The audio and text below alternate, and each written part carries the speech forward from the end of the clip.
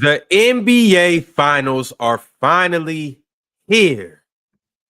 Game 1 of the Oklahoma City Thunder and the Indiana Pacers. And I want to start by saying that if you don't know where you're going to watch the game tonight, if you don't have a clue who you're going to watch the game with, if you're questionable about whether you're going to have a good time, well, I can guarantee you one thing, Chill. That me, Chilltown, Mars, Ox, Jordan, Penn, maybe Swiper, we'll be having a good-ass time on Playback tonight at 5:30 Eastern Time. Make sure to pull up and watch it with us if you don't have nobody else to watch it with, because I can promise you this. Not only are we going to watch the game, but we're going to have a good-ass time enjoying it. Gosh. John, Swiper, Mars, Chill. It's the most wonderful time of the year. Mm-hmm. Hey, it is Christmas, y'all. It's a little bittersweet because, you know, we're in the finals and the season is ending after the finals. But this is the best time of the year because we get to see the best teams in the NBA compete for the NBA championship. I think that's the most important thing. And I think that what's bittersweet, Chill? Well, the fact that we're here in the NBA finals and the season is ending after the NBA season's finals. over already. I don't know if you got the memo. I did not get the memo. They already won the series. I did not get the memo. I'm sorry. The day of the series was announced, OKC won the title. I apologize. So yeah, apparently, Nostra Swiper over here. He already we'll be what next Saturday? Next Saturday, by the time next Saturday is that game 4? Yeah. No. What's today? It's every other day. Game 4 is next Friday. Yeah, next Friday. Oh, okay. So we'll. So you think they sweeping them, Swiper? So Indiana ain't winning the game in this series. How is Indiana gonna get ran right past? How is Oklahoma City running right past Indiana? Swiper don't believe that. Chill, I don't think he does. Don't entertain this. I mean, I got Oklahoma City winning in 5. I think that Indiana's gonna get a game. I do. So why me saying 4 crazy but 5 ain't? Because I think that because I'll tell you why. Because 5 is closer to 6 than 4. That's why. Which means that they could possibly get another game. If they could get one game, they could get another game. So. Yes, sir. Yes, sir. All right, fellas. Well, right from the top, this is what we're going to do. It's been a while since we've, done a team versus, but it's the finals, and we can't break tradition by doing this because we've done it for the last 4 years. So we got the Indiana Pacers, and we have the Oklahoma City Thunder, and I have a few different categories, and you guys are going to vote on which team is better in which categories. Y'all ready for this? Let's do it. It's about to be a sweep. Unless your category is which point guard looks most like Tyrese Halliburton, in which case, great. We'll give one to the Indiana Pacers. That's cool. I was gonna let me add that onto this. I was gonna make a joke there, but I won't do that to Penn. I'm bugging, Ron, because I'm listening to y'all dudes. Y'all dudes talking to me like this is the 2001 Lakers Philly finals. This is the Lakers in Detroit. Well, to be fair, the Sixers also lost that in 5. They did lose that in 5. But they also had the Lakers sweeping Detroit in 2004. That was a consensus. They wasn't winning the game in that series. What do you mean we? The consensus had the Lakers running by Detroit in 4 games. I was 14. I did not. Well, we got the 5 games right. We got the teams wrong though. We got the teams completely wrong. And if the Lakers played them dudes 10 times, Detroit would have beat them 9. Smoked them dudes, completely smoked them. So we got to see what happens here. We do. I'm not ready. Do you see how comfortable Chet Holmgren looks at the NBA Finals interview? He looks like he's like a cast member from Jersey Shore. Like he looks like he's ready to eat. Like this is his show. Like I mean, you know what I mean? Knocked out. Skipping, walking in here. Which cast member is he from Jersey Shore? Sheesh, man, he's not Paulie. Paulie doesn't. He's definitely not Paulie. Yeah, way too much personality. He ain't the small dude neither. What's the buff one's name? Is he Snooki? Ronnie? No, not Snooki. Ronnie. He's Ronnie. That's who he is. He's Ronnie. So the skinniest dude in the finals is Ronnie was the chillest one. Ronnie was the chillest one of the group, though. Everybody else was a yapper. He also got knocked out. So you know what that means? He was food. Who slept him? I got breaking. You don't remember that episode? He's Jay Paulie. Nah, I think it was a random. They got in a brawl or a fight. I think a random dude put him down. And for the record, Mars, just so you know, it was called the Jersey Shore. None of those people were from Jersey. None of them. Not only were none of those people from Jersey, that's what they thought Jersey was. Jersey is a bunch of 5'8" to 5'10". That's not what it is. No, it's not. You know, when I saw Dub, I was like Jersey Shore. That is not Jersey. That's not Jersey. No. You know what's crazy, Chill? I thought you were gonna say breaking news. Karl Anthony Towns was on Jersey Shore, and we just missed it. I was gonna be like, oh man, that would have fit, and they would have had a dude from Jersey. All right, y'all. Well, let's go ahead and get into it. The first category that we got for the Pacers and the Thunder is coaching. Who will win the X's and O's battle on the sideline? John D, I want to start with you, my man. I think them winning the coaching battle also comes off of like which personnel could carry out the scheme better, because it's like Carlisle may be able to draw up a better scheme, but it's just like the personnel to OKC might just be such a wide gap to where it may not do anything. So I would give it to Dagnall because I think he has the better personnel to execute a defensive scheme against Indiana, and Indiana's defense against tier 1 players so far has not been the best. So I would give it to Dagnall. Swiper? What was the question?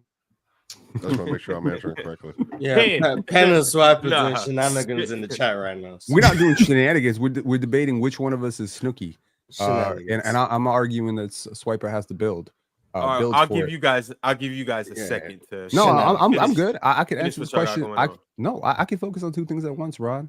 I'm not one way like Swiper. So, definitely the coaching. I will give the edge to. I will 100% give the edge to the Pacers for this one. Right. I think Rick Carlisle has proven himself to be an incredible coach. He's been there in the finals before. He's very quick to adjust. I think his offense is very sophisticated and it's fluid, and he has a lot of great pieces to make things work. When things don't work, he's very quick to move off of it too. So, yeah, I think the advantage of coaching definitely goes to the Pacers. Okay, Chill. Who you got? Rick Carlisle. I think Mark Dagnall has more on his plate to deal with than Rick Carlisle does. What I mean when I say that, Ron, is when you take SGA off the floor, you got to make up for the buckets. You have to make up for the playmaking. When Rick Carlisle, when you take Tyrese Halliburton off the floor, what they do, we can still do that because we have the personnel to do it and we can still do it effectively. And they're not going to stop running. And I think that Rick Carlisle can throw a number of different schemes, not just in transition, but in the half court because they got a really good backup point guard. So I think Rick Carlisle has the coaching edge. Mars? I don't know. I think I'm kind of with like John D in the sense that I think Mark Dagnall just has more potential buttons he can push. So like hypothetically, if Mark Dagnall has 10 potential buttons, but he only needs to use 3 of them, and Rick Carlisle only has 7 potential buttons, but he uses 11, and they still lose. Did Mark Dagnall outcoach Rick Carlisle, or did he just have the better buttons to press? I don't interesting know. You mentioned that, Mars, because the buttons that he presses, it also depends on when you have to press the right buttons because you have these buttons. What if you don't have the right buttons? What if they just don't? What if you don't have the right buttons at your disposal? But you just said he pressed 11, so he obviously had something, right? Yeah. He created buttons. He started trying things. In a hypothetical situation, I would view coaching as this is your roster and this is the result. And the difference between your roster and the result is the coaching, right? How the roster was blended, used, lineups, ATOs, challenges. There's a million things that a coach can do, even game preparedness. I wasn't here when y'all talked about Tibbs getting fired, so I don't want to relitigate that shit, but it felt like a couple games. I don't think the Knicks were ready, and I don't think they closed out. How you close quarters, when you call timeouts, how you stop runs. I think all of this is coaching. So, you could say Rick Carlisle can get swept and still outcoach his adversary for sure, because that would be like if Rick gets 110% out of the Pacers, right? Let's say hypothetically, and Mark Dagnall only gets 85%, but 85% of what the Thunder are is good enough to beat 120% of the Pacers, right? I'm not trying to bring up math here, but the Pacers would lose, but Mark Dagnall would still get outcoached. Yeah, well, yeah, that's where I'm at. Like, just in terms of like how to evaluate the coaching thing, I don't know. But I'm a side of my hoop talk fellow co-host and go with Mark Dagnall. So, yeah. Well, I think before Mark said what he said, actually, the first thing that came to my brain was Ask Ketchum. That's Mark Dagnall. Mark Dagnall has the ability to throw a fully, Pokemon? Was that Pokemon? Yes. Pikachu, like he got Alakazam on his roster. He has Mewtwo. He got Blastoise. Like he got everybody. Like he literally, to Marge's point, it's like you're having issues. Caruso, go. You know, man, that's literally like kind of Kenrich Williams. Go, like just randomly out of nowhere. Jigglypuff, go. See, who would be Jigglypuff in this situation, Ron? Apparently it's you. Yeah. Okay. But I think some of this is just like, I just think OKC has like all-time great. Their defense is about to be swarming, and I do think the Pacers get a game, and I even think Chill's going to be close most of the games. I do think that OKC, they're going to build some of these like 10, 12-point leads in the fourth quarter, and I don't think they're going to be able to overcome those things. How are they going to build these 10? How are they going to build these 10 to 12-point fourth quarter leads? Because what it sounds to me like, Swiper, is they're going to turn.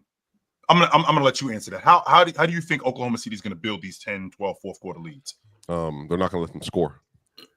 And then once they stop scoring, it's not Torian Prince. You know what I mean? You go up and grab the ball, and then you come down with the rebound. But one team won't score. The other team's going to score because J-Dub's going to start making those dumb push middies that he makes. And then Shade's going to make some of those shots. Shade's going to just – why they dumb?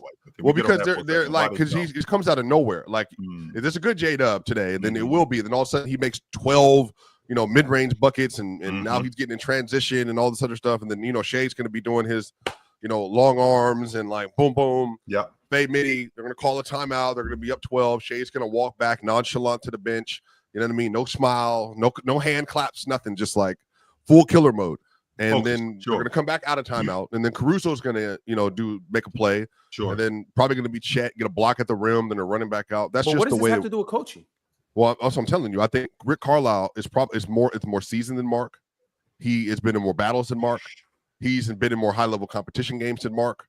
I just think he's a better overall coach just because he's been in the league, and he's been to not like be exaggerating about this. He's been one of the best coaches in every era he's been in, and I think that matters. Like Mark, on the other end, is also a really good coach, but he's a really good coach now in this era. But I just think the team is so overwhelming. But now, Ron, to your point, he's gonna work 1 through 11 in his roster to figure out. All right, this is a Tony Bradley moment. This is a Thomas Bryant moment. This is a Ben Shepherd moment. So he'll do that, and I think that will be to his advantage, being able to find ways to utilize his personnel. Now, again, I'm with Chill. I'm leaning 5 to 6 in reality, but. Look, I also want to say this. There is a very real possibility that I'm not picking for the Pacers to come out and to make this series extremely competitive and or win the series. But it really comes down to a lot of things. And in every team, for whatever reason, John D, their three-point shooting has fallen off a cliff versus OKC. I'm talking wide open threes, not just like contested. So if the Pacers can hold on to that, they've been the most efficient offense in the league in the playoffs. They've been the best three-point shooting team in the playoffs. They're shooting 40% from three, Ron, in the playoffs. So if they carry that over on the shot diet that they'll have, then we could have a whole different. There's multiple. Right quick, John. Hold up, Swiper. Who are you taking in the coaching advantage? Pacers? I just said Carlisle. Carlisle. All right, cool. Now John? we talk. Is there a world where like the versatility could kill the Pacers? Because it's like you can try out Thomas Bryant, but it only takes 2 minutes for OKC to go up 7-8. So it's like, is there a world it's like, Tony Bradley, let's see what you can give me. We were up 2 when you got in the game. Now I pull you back out. Now we're down 7 because of the transition defense and just how they get out in the open floor. So it's like, maybe I can understand going to the versatility if you need something off your bench, but it's like, if it can kill you in that slight moment, that could be the game. Like there could be 1 minute and 34 seconds where you're just not getting anything. And OKC is getting everything in transition. They're getting everything at the rim. Chet's blocking shots. Shay's hitting mid ranges. Lou Dort hits a corner 3. Alex Caruso cuts to the basket. And it's like those 2.5 minutes that Tony Bradley played really killed you. And now it's like, it's an 8-point game late in the third quarter and you lost the entire game. So it's like, versatility, in my opinion, can also help you, but it can also kill you because you don't know what you're going to get from him when he gets into that game, especially against OKC. Ron, this is Rick Carlisle's ultimate test because everything that Indiana is good at. In fact, the thing that they're the best at, Oklahoma City has accounted for it. I mean, they got a great point guard. Oklahoma City's got one of the best, if not the best, on-ball defender in the league. Indiana's got the best transition offense in the league. Oklahoma City's got the best transition defense in the league. Indiana's got a great rotation, which I think with Mark Daigneault, this is going to be an ultimate test for his ability to coach because, again, Rick Carlisle's going to dig deep into that bench, and he's going to put Obi Toppin in situations. He's going to put T.J. McConnell in different situations. He's going to put Mathurin in situations. He's going to have where we got where we have guard-to-guard screens. We're going to chase Tyrese Halliburton off of screens, stuff like that. But we're going to do the same thing with SGA when we have guard-to-guard screens with both Lou Dort and SGA or with Cason Wallace. We're going to chase SGA off of screens. We're going to double SGA. I think that Mark Daigneault, he's going to have his hands full. But everything about this series with Indiana, everything tells me that Oklahoma City has a counter for almost everything that you do. And again, I said this yesterday about these guys. They're not going to stop doing what they're doing. So you're going to have to bury these guys because as good as Oklahoma City's transition defense is, Indiana's not going to stop running. They're going to continue to run. And when you go to your rotations, particularly with T.J. McConnell, that doesn't stop them. That doesn't slow them down. They still keep the pressure on you in terms of transition. Now, Ron, when you take SGA off the floor, now those buckets, where are they going to come from on a consistent basis? That's the $1 million question, considering what Indiana is as a transition offense. Because we can run you guys into the ground. We can 100%. Well, Joe, I think the Indiana starters will be better than the Thunder starters. I think that will be the thing that keeps them in the game. Their starters, I think, will outperform. They have better starters than them all playoffs. And I think that Lou Dort Hart minutes. I think they can win pretty convincingly. But they have better starters. Yeah. I think the starting unit, not player for player. I don't know if that's probably the answer. Okay, you're talking about the starting lineup as a lineup data. Okay. Yeah, but I mean, the Nuggets had better starters than OKC. The Wolves had way better starters than OKC's, and then the Pacers will as well. But the problem is when you start taking Dort, Dort's really the issue. When you take Dort and Hart out of the game, and then you put the Mars was talking about keeping Chet in there, and then you put Caruso and/or Wallace or Joe in there. Now they have the spread out court. The defense is still elite. Now they got the shooters on the floor. SGA has more room to work.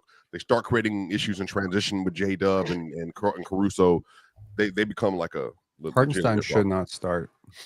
If Mark Daigneault keep talking to me about Hartenstein in this series, I don't know how you can supplement how important rebounding is. I know the Pacers don't rebound much either, though. I mean, that's the point. You're still gonna have a plus rebounding advantage. Pascal's not a good rebounder. Turner's not a good rebounder. I think, despite the claims on this channel that Chet Holmgren is food, I don't think he's food. I think he's one of the best rim protectors in the league, and I do believe he can average 11, 12 rebounds a game if he's put in that position. I don't think you're smaller. I think you're able to deal with their speed a little bit better if you go smaller against them. And I mean, this is a team that's proven they can win games without Chet and Ihart. Okay, sure. The experience gap here should not be understated in terms of Carlisle versus Daigneault, and it's shocking, really, because Mark Daigneault is very young, and he kind of looks not that young, so I think some people forget it. And Rick Carlisle is very old, and he does not look that old, so I feel like people forget, and it almost you see him stand next to you, I'm probably spread out by about 10 years. Here's a fun fact: Rick Carlisle became an NBA player before Mark Daigneault was born. How about that? 1984. Daigneault was born in 1985. Rick became a coach in 2001. I mean, he was an assistant in the 90s, which is crazy. But he became a head coach of the Detroit Pistons in 2001, and a very good assistant coach at that, and a very good head coach at that. And he led to a lot of success. I mean, here's a fun fact for you: Mark Daigneault has not even graduated high school when Rick Carlisle became a coach. The gap between these two is enormous in terms of coaches, games coached. Mark's coached 400 games in his career since 2020. Rick has coached 1,853, and that's not including winning a championship and possibly one of the greatest finals upsets we've ever seen. He's seen everybody from Kobe to Shaq to everybody all the way to this era. I mean, it's just legacies. It's just insane. and Magic had been to the NBA Finals 9 times in 11 trips, and they got mopped out of the finals in 1991. And Jordan had never been there one time. So, I mean, I can appreciate the experience logic, but well, to be fair, Chill, the Bulls were much better than that. 100%. And I think that there's a reason why the Oklahoma City Thunder won 68 games, because Mark Daigneault is a damn good coach, and he's been in a bunch of different situations where he's had to coach his way out of tough situations. Okay, I don't have my best rim protector. I don't have my best dirty work guy underneath, right? I don't have my best on-ball defender for almost 30 games. So I got to figure that out. I'm not just interchanging these guys, or I'm just rotating these guys. I do have a bunch of different guys that can do a number of different things, but Cason Wallace is not Alex Caruso. So I got to put Cason Wallace in spaces where he can be successful in terms of switching, in terms of coming off the screens and defending. I got to put him in spaces to do that. And I don't you think regular season though, like they didn't play, they weren't the same level of team versus the upper tier teams in the Western Conference. They were elite versus everyone else. And they lost one game in the Eastern Conference this year, or two? One game. Two. They lost to the Cavs, and then they lost to the Bucks in the NBA. Which doesn't count. Yeah, which stuff, so yeah, that even though it should count, but it doesn't count. But anyway, I completely agree, Chill. So that's what 40 and 2 basically in the Eastern. No, 40 and 2 in the Eastern Conference. I don't know how to. I don't know how. Whatever. I think there's 28 and 1. 28 and 1. Yeah, 28 and 1. So Chill. I think that's what it is to me. Like when you're in the regular season, you can mismatch versus a lot of teams that are I'm just better than you, and I can set the floor. So if I'm setting the floor for every game, and I'm playing versus like the Lakers, or I'm playing versus Toronto, the Nets, like Brooklyn, Chicago. You know what I mean? Like I don't need Chet or Caruso to go insane in those games. But I do think the higher you go, Chill, I think you agree with this. You do need your best 10. 100%. I'm not going to argue that point, because I think that's a fair point. I think the flip side to that is when you're in the regular season, one, my mental focus has to be there a lot more, because I'm seeing a number of different teams. And even though I will have the better talent on nights, I can slip up. I think that a guy like Mark Daigneault, when we're in the NBA Finals, and now I have the opportunity to just focus solely on you, I mean, I think that's a benefit to Mark Daigneault, as opposed to, all right, I got to see Brooklyn, and then I got to see Toronto, and then I got to see Atlanta, and then I got to see Memphis or something like that. Well, now I have to get the focus of the guys each and every night, because I think that goes into coaching too. I have to put a game plan together every single night for somebody different. When I'm just dealing solely with this transition offense with Tyrese Halliburton and this Indiana Pacers team, how I'm going to deal with Miles Turner as a long ball shooter. How am I going to deal with Aaron Nesmith over aggressively playing defense? How can I counter that? Stuff like that. Like I feel like Mark Daigneault has the edge, because now I get to focus solely on that and that only. All right, y'all. The next category we got for the NBA Finals, Pacers versus the Thunder, is the bench. Whose bench will perform better? John D, talk to me. I think this is tough. I'm gonna go OKC, just because the Pacers have Obi, they have Benedict.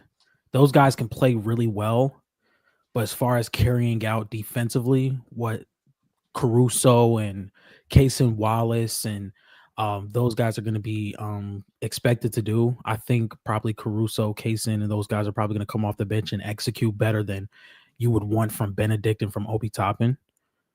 So I'm gonna go with OKC. John D, how many guys does Mark Daigneault have legit in your estimation? So I'm thinking Aaron Wiggins.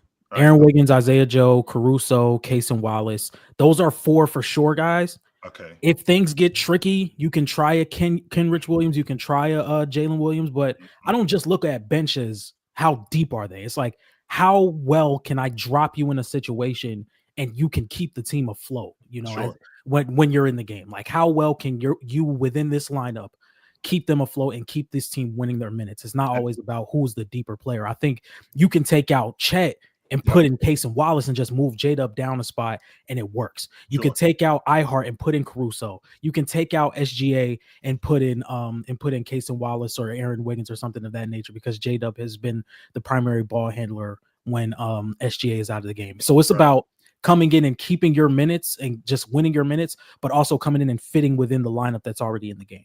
And with that being said, to counter that, when I think about the Indiana Pacers, the one thing that they do, and I keep harping on this, the one thing that they do, the guys that come in the rotation, they don't really lose much. In fact, I think that their rotation guys enhance their transition game. So Mathurin, not just Mathurin, but Obi Toppin, TJ McConnell, that's the one thing that they continuously do.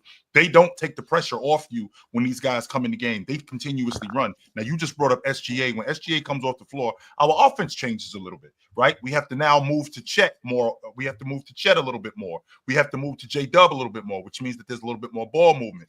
With these guys, we already know that we're running, and we're going to keep the pressure on you as a defense. We're going to keep throwing the ball up the floor. We're going to keep going to the rim. We're going to do everything that we possibly can to keep the pressure on you. That wears on you, not just on your rotation guys, but your starters, because your starters also play with your rotation guys. That wears on you throughout the course of the game when you got a team that's constantly doing something. If I'm going up against a scorer like SGA, I have a break where I don't have to see him for 4 or 5 minutes, and I got to see J-Dub, or I got to chase around Aaron Wiggins, right? I think that helps me as opposed to a team like Indiana where – one more time, I'm sorry. It helps you when SJ's off the floor. You're saying like as an individual defender, I don't have to chase. Man, no, because chill. The difference is, and let me see if you disagree with this, chill, or in the rest of the room. When OKC's not in the game, they play. When SJ's not in it, it's almost like they play more desperate. Like they become even more frantic defensively. I think that's when they start going on some of those tidal waves when he's off the floor. I think it's almost as if they know they don't have that baseline scoring in the half court, and they literally start attacking you. And remember, chill, almost throughout the playoffs. And again, John D. Penn, please correct me if I'm wrong. When they'll have a lead already, but when SGA goes out, they know our safety blanket isn't here. Sure. We have to take the issue to you, and they start getting turnover. Yeah, they usually start like running. Because even against the Nuggets, like it's like if SGA is not on the floor, there may be an offense, especially if Jokic is still on the floor. They're going to they're going to blitz. They're going to go for every single pass on the perimeter. They're going to try and get in transition as much as they possibly can, because if the game slows up and J-Dub's just not able to, they know they don't have a chance. Yeah. So if that's so they changed their philosophy a little bit. That's what basically what I'm saying. Yeah, I'm thinking as an individual defender. Okay, now I don't have SGA in front of me, so I get a bit of a break, and I can not necessarily relax. To your point, right? We do get a little bit more desperate because like we got to manufacture points. Now, when I think about Indiana, okay, when Tyrese Halliburton comes off the floor, when Siakam comes off the floor, we still got the game fast. You're not going to get a break from us when those guys come off the floor. We're still pushing the pace. We're still making the game as fast as we possibly can. We're still getting the ball out of the net, and we're still running. So I think that I feel like with SGA, I feel like with Indiana, they don't really lose much. I think Indiana's bench has the edge here. Oh, I think OKC's bench clears. I think they clear. I think Cason is so good. I think Alex Caruso is so good. I mean, not that this is the barometer for how this question should be answered, but ask yourself this question. How many players off of OKC's bench would probably be starting on Indiana? Who? Caruso would start. He ain't starting over Nembhard. No, he wouldn't. Caruso He ain't starting over Nembhard or Neesmith, respectfully. Probably not. Just for what Indiana does, I don't think Caruso and Cason would start. I wouldn't start Cason over Caruso. Should play for OKC, so I think that's just a mute point. Am I crazy to say that Cason in front of? I think Cason. I think Cason is better than Nembhard, personally.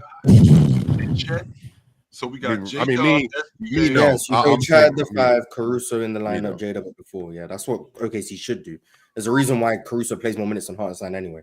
I mean, like Caruso can start over Lou Dort too. Starting is like it's just a thing. Yeah, Hartenstein starts, but Caruso closes and plays more minutes than Hartenstein does anyway.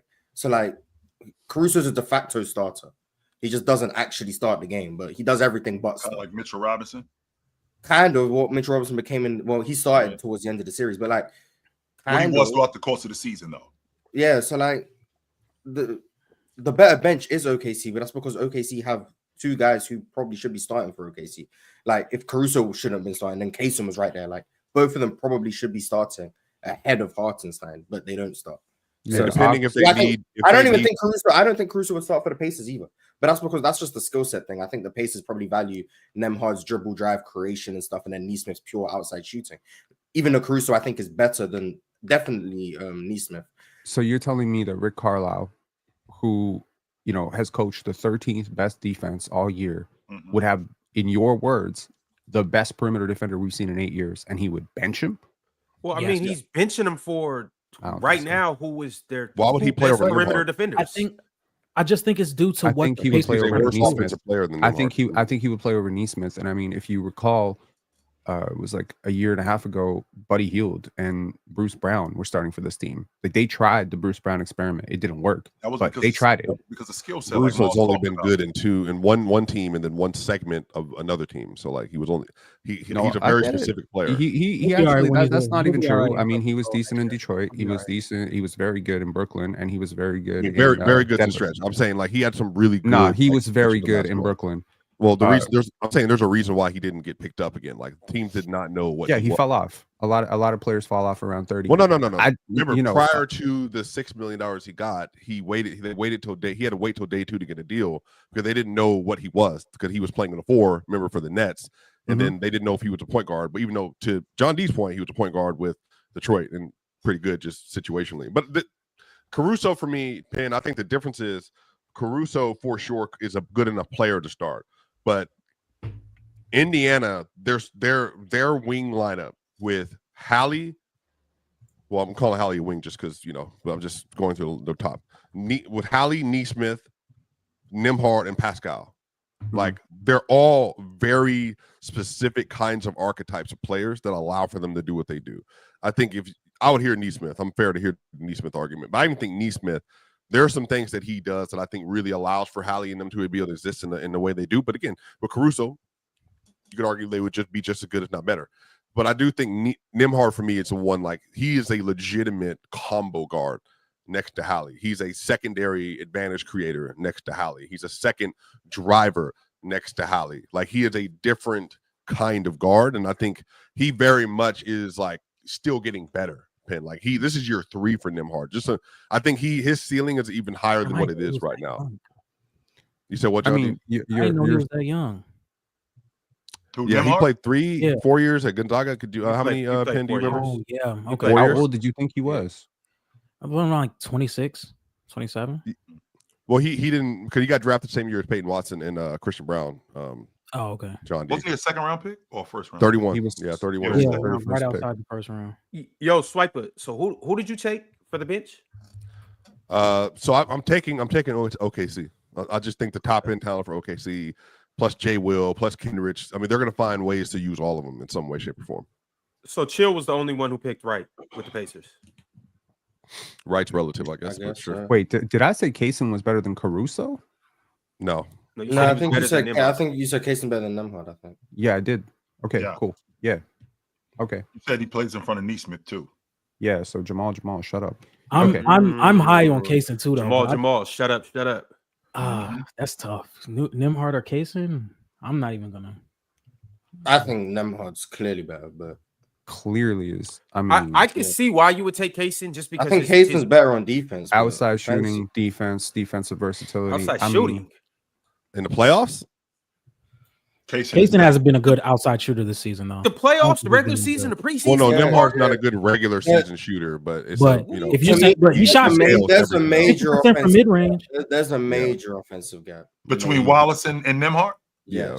There's a Nembhard's a legitimate playmaker. Like he's a legitimate creator. Okay, like if I get all of that, but why do you think you have Pascal Siakam? He's not a creator. He's not a guy who can get a shot off the dribble. Well, they need all of them. You don't. You do. That's why they're so good.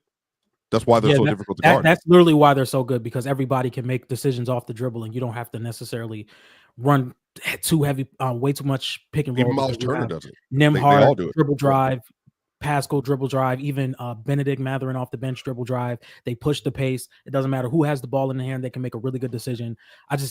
I don't think Cason or Caruso would start over Nembhard or Nesmith, because Nesmith is one of the best shooters in the league. And I would definitely say I think Penn, as somebody who's Canadian or a Canadian lover, I'm saying Nembhard is a really, really, really, really, really, really, really good player, and I think he's like, he is. I think hold on. We need to fact check something. Did you say really, really, really, really, really? Yeah, probably. I might have said 6. Yeah, I'll add another one. Really, I'll add another really in there. I'm not gonna lie. You might need a dictionary. I'm just throwing that out there. I respect the use of multiple release. I think it really amplifies the point. And actually, from a sentence structure, I'm trying to mix it to your logic, and I'm trying to follow you. Like when you said what Indiana has in terms of go get it guys, because that's what it sounds like you have. That's what it sounds like you're telling me about both Nembhard, Nesmith. You got guys when the action is going on. We got guys who we can run off screens and go get it. Well, I think Cason Wallace is one of those guys too. I just don't think that the offense in Oklahoma City is situated for that. On top of that, I've seen him in transition. Man, he gets to the rim. He will punch it on you. 100%. He will punch it on you. On top of him punching it on you, I think he's really good with both hands, with the strong and the weak hand. He'll knock down an open long ball. I've seen Nembhard in the mid range. I think he could be a little bit better, and I think you can say. I think I can say the same thing for Wallace, but is the separate? It seems to me like Wallace is bigger than Nembhard for some reason. Is he bigger than him? They're both 6'4", 6'5". Yeah, they're around 6'3", 6'4", and they're both.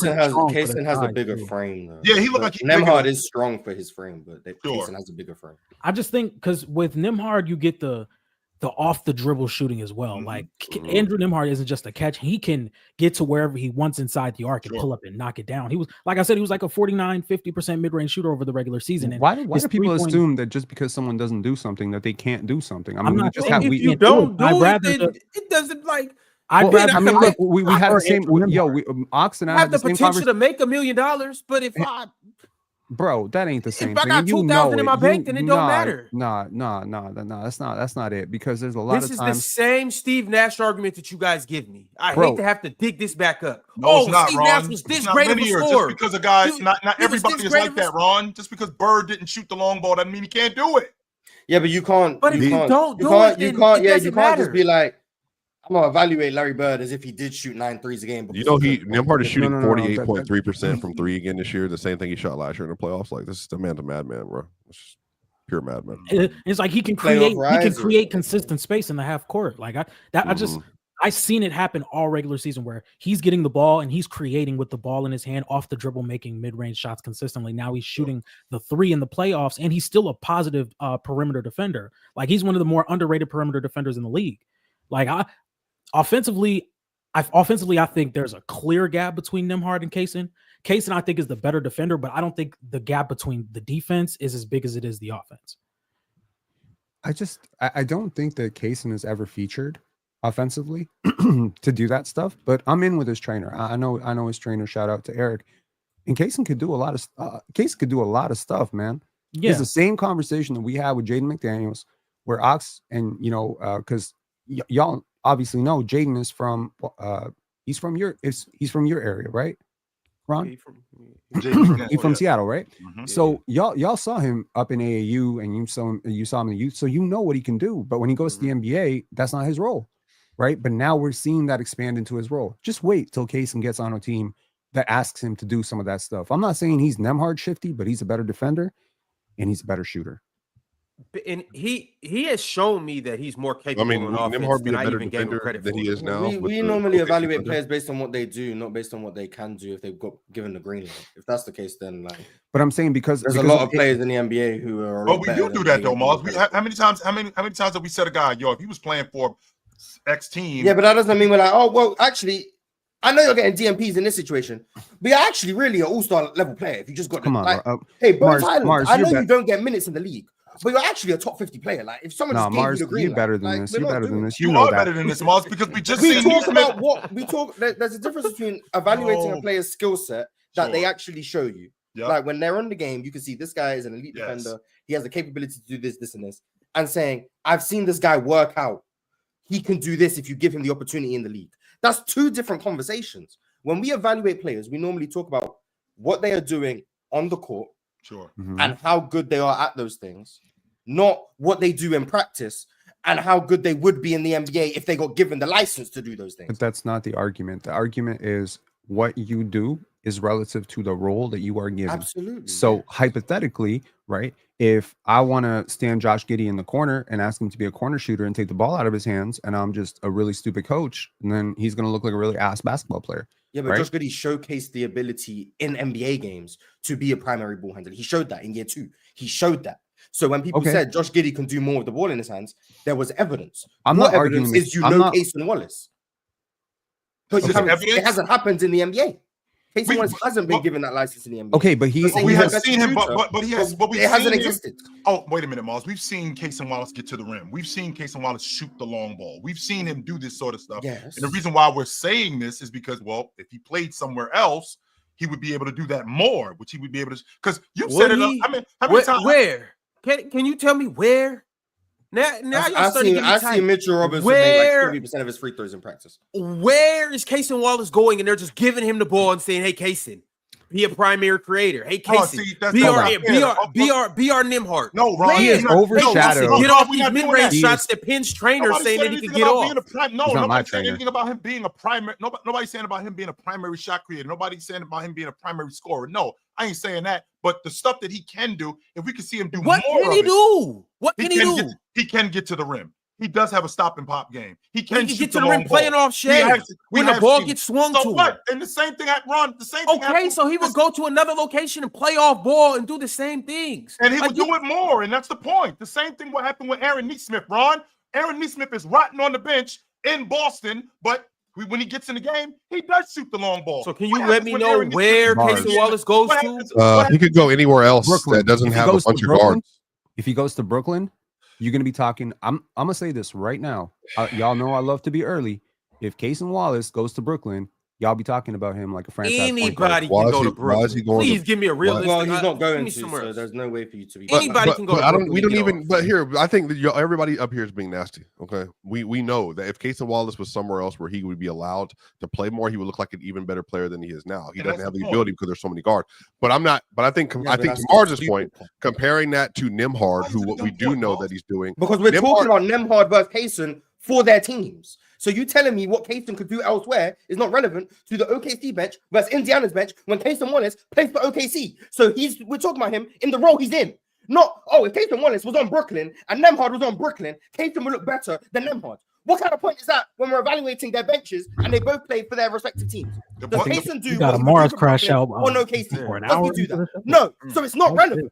That's why I'm annoyed. 45 minutes. The reason why that means nothing. We're talking about a finals matchup. Okay, who's Nimhard on Indiana? Who's a better player? Not put them both on Brooklyn. Who's the better player? Are they playing for Brooklyn in the finals? No. So you're not going to see the Cason Wallace you would see in Brooklyn. So it means nothing to the conversation. You're just saying it to argue. No, that's why I'm annoyed. Who is a better off-ball player? Chillin' Pin. I would like to move on to the next category. I think Mars just kind of, concluded that whole whatever we're talking about. Okay, but defense, the Pacers and the Thunder. This could be a one-word answer. If you yap on this, next. Just go next. Just clear. We know the answer, right? This is a sweep. Please, someone say Indiana. Please, someone say Indiana. No, nobody said Indiana. Ron, we're going to be here 4 hours. No, this is all I want to say. This is all I want to say. This is all I want to say. This is why we never move on, because we can't even just swiftly move on something that should be a sweep.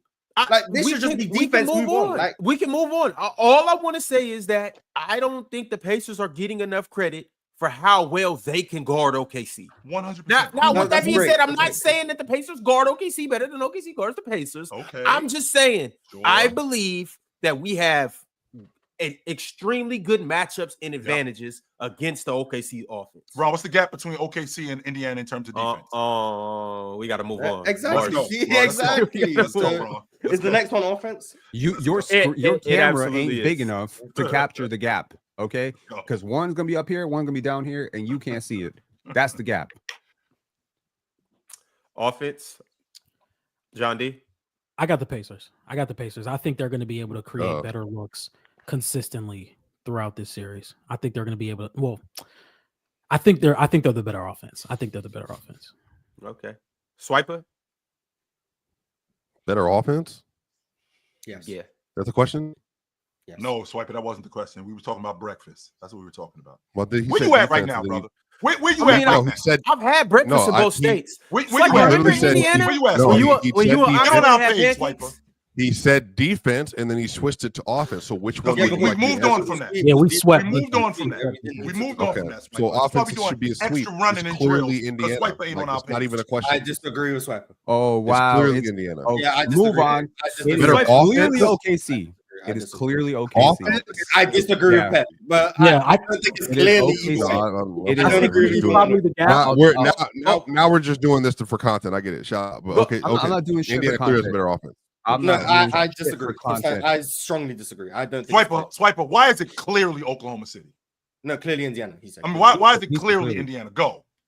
I think the Indiana's had by far the best offense in the playoffs. I think they create more advantages than anybody in the playoffs. I think being as pass heavy as they are, they create more disadvantages for the defense than anybody else in the playoff. They have shooters up and down their lineup. They don't play non-shooters except for Jarris Walker. They literally do everything at an extremely high level. No. I'm not trusting them. I'm saying that like I'm not. I'd rather have Thomas Bryant open corner threes, honestly, from the right, if you ask me. All the way around. Like they just do everything. They create layups and dunks more than anybody else in the playoff. They're the most efficient shooting team in the playoff, most efficient jump shooting team in the playoff, the most efficient three-point shooting team in the playoffs. They literally don't do anything not well except for ISO scoring. But hey, great job. We don't need to ISO score a lot most times. Now, in this series, if they try to ISO score with OKC, then you're going to get punched in the face. They should not do that. It should not be Hallie, save us, ISO, Edwards at the top of the key. They should never be that dumb. But yeah, from all around, they create more offense than anybody else in the sport. Like, and really, since January, I would argue they've been the best offense in the NBA, and that includes OKC going on that fake hot shooting streak that they went on for a month as well. Yeah, what kind of basketball analysis is this? Where we calling a guy who has shot 40% from three on 2 straight years across 108 games a non-shooter? Who are you talking about? How many? Jarris Walker. How are you calling him a non-shooter? I'm saying in the playoffs, like he's not been like their primary. Like if I had to rank their shooters. Is he playing? I think Hallie, Neesmith. See, this is what happens when 80, Pascal, 98% Miles of Turner all year are Denver then games. You would get to Obi Toppin, Thomas Bryant. I would say Jarris Walker would be right behind them, maybe right in front of Thomas Bryant. So you see, I said like 6 names, I think, before I got to him. So I think it's all the way up and down. I think that is where I would have them as a shooter. Bro was a good shooter in college, good shooter for a rookie, good shooter in his second year. I mean, my God, what are we doing here? About Jarris Walker, so you agree they have better offense then? So what you're saying? No, I don't. I don't agree with you. I just don't agree with you calling. Why does OKC have a better offense than Indiana? But everything that you just said, Swiper, everything that you just said about Indiana, I mean that same. No, it doesn't. Don't you lie. Don't you lie. It doesn't apply to OKC. Okay, this is what you just said. You just said half-court offense is worse. Okay, their half-court offense is worse. Their shooting is by far worse. They got a by far worse shooting team. They got a better one-on-one player when the game. Who cares? What do you mean? I mean, honestly, who cares? I care. I even said to you. I even said to you that, but that's not how. There you go. That's not how Indiana plays. That's not how they play. We're not playing ISO heavy basketball. Okay, you're not playing ISO heavy basketball. But here's the difference. Again, Oklahoma City. I don't think they're going to be able to stop you in terms of your transition game. But the plan is to slow you down. So when we slow you down, yes, they have a better half-court offense than OKC does. And when you have to play half court, you are going to have to play in isolation. At some point you're going to have to play in isolation. We got a better isolation player than you do. So why do I have to play in isolation in the half court? Why do I have to play in isolation in the half court? Okay, number one, we're going to chase you up. Number one, we're going to play one-on-one basketball. That's number one. We're not on defense. Yes, we're gonna play one-on-one basketball on defense. Yes, we are.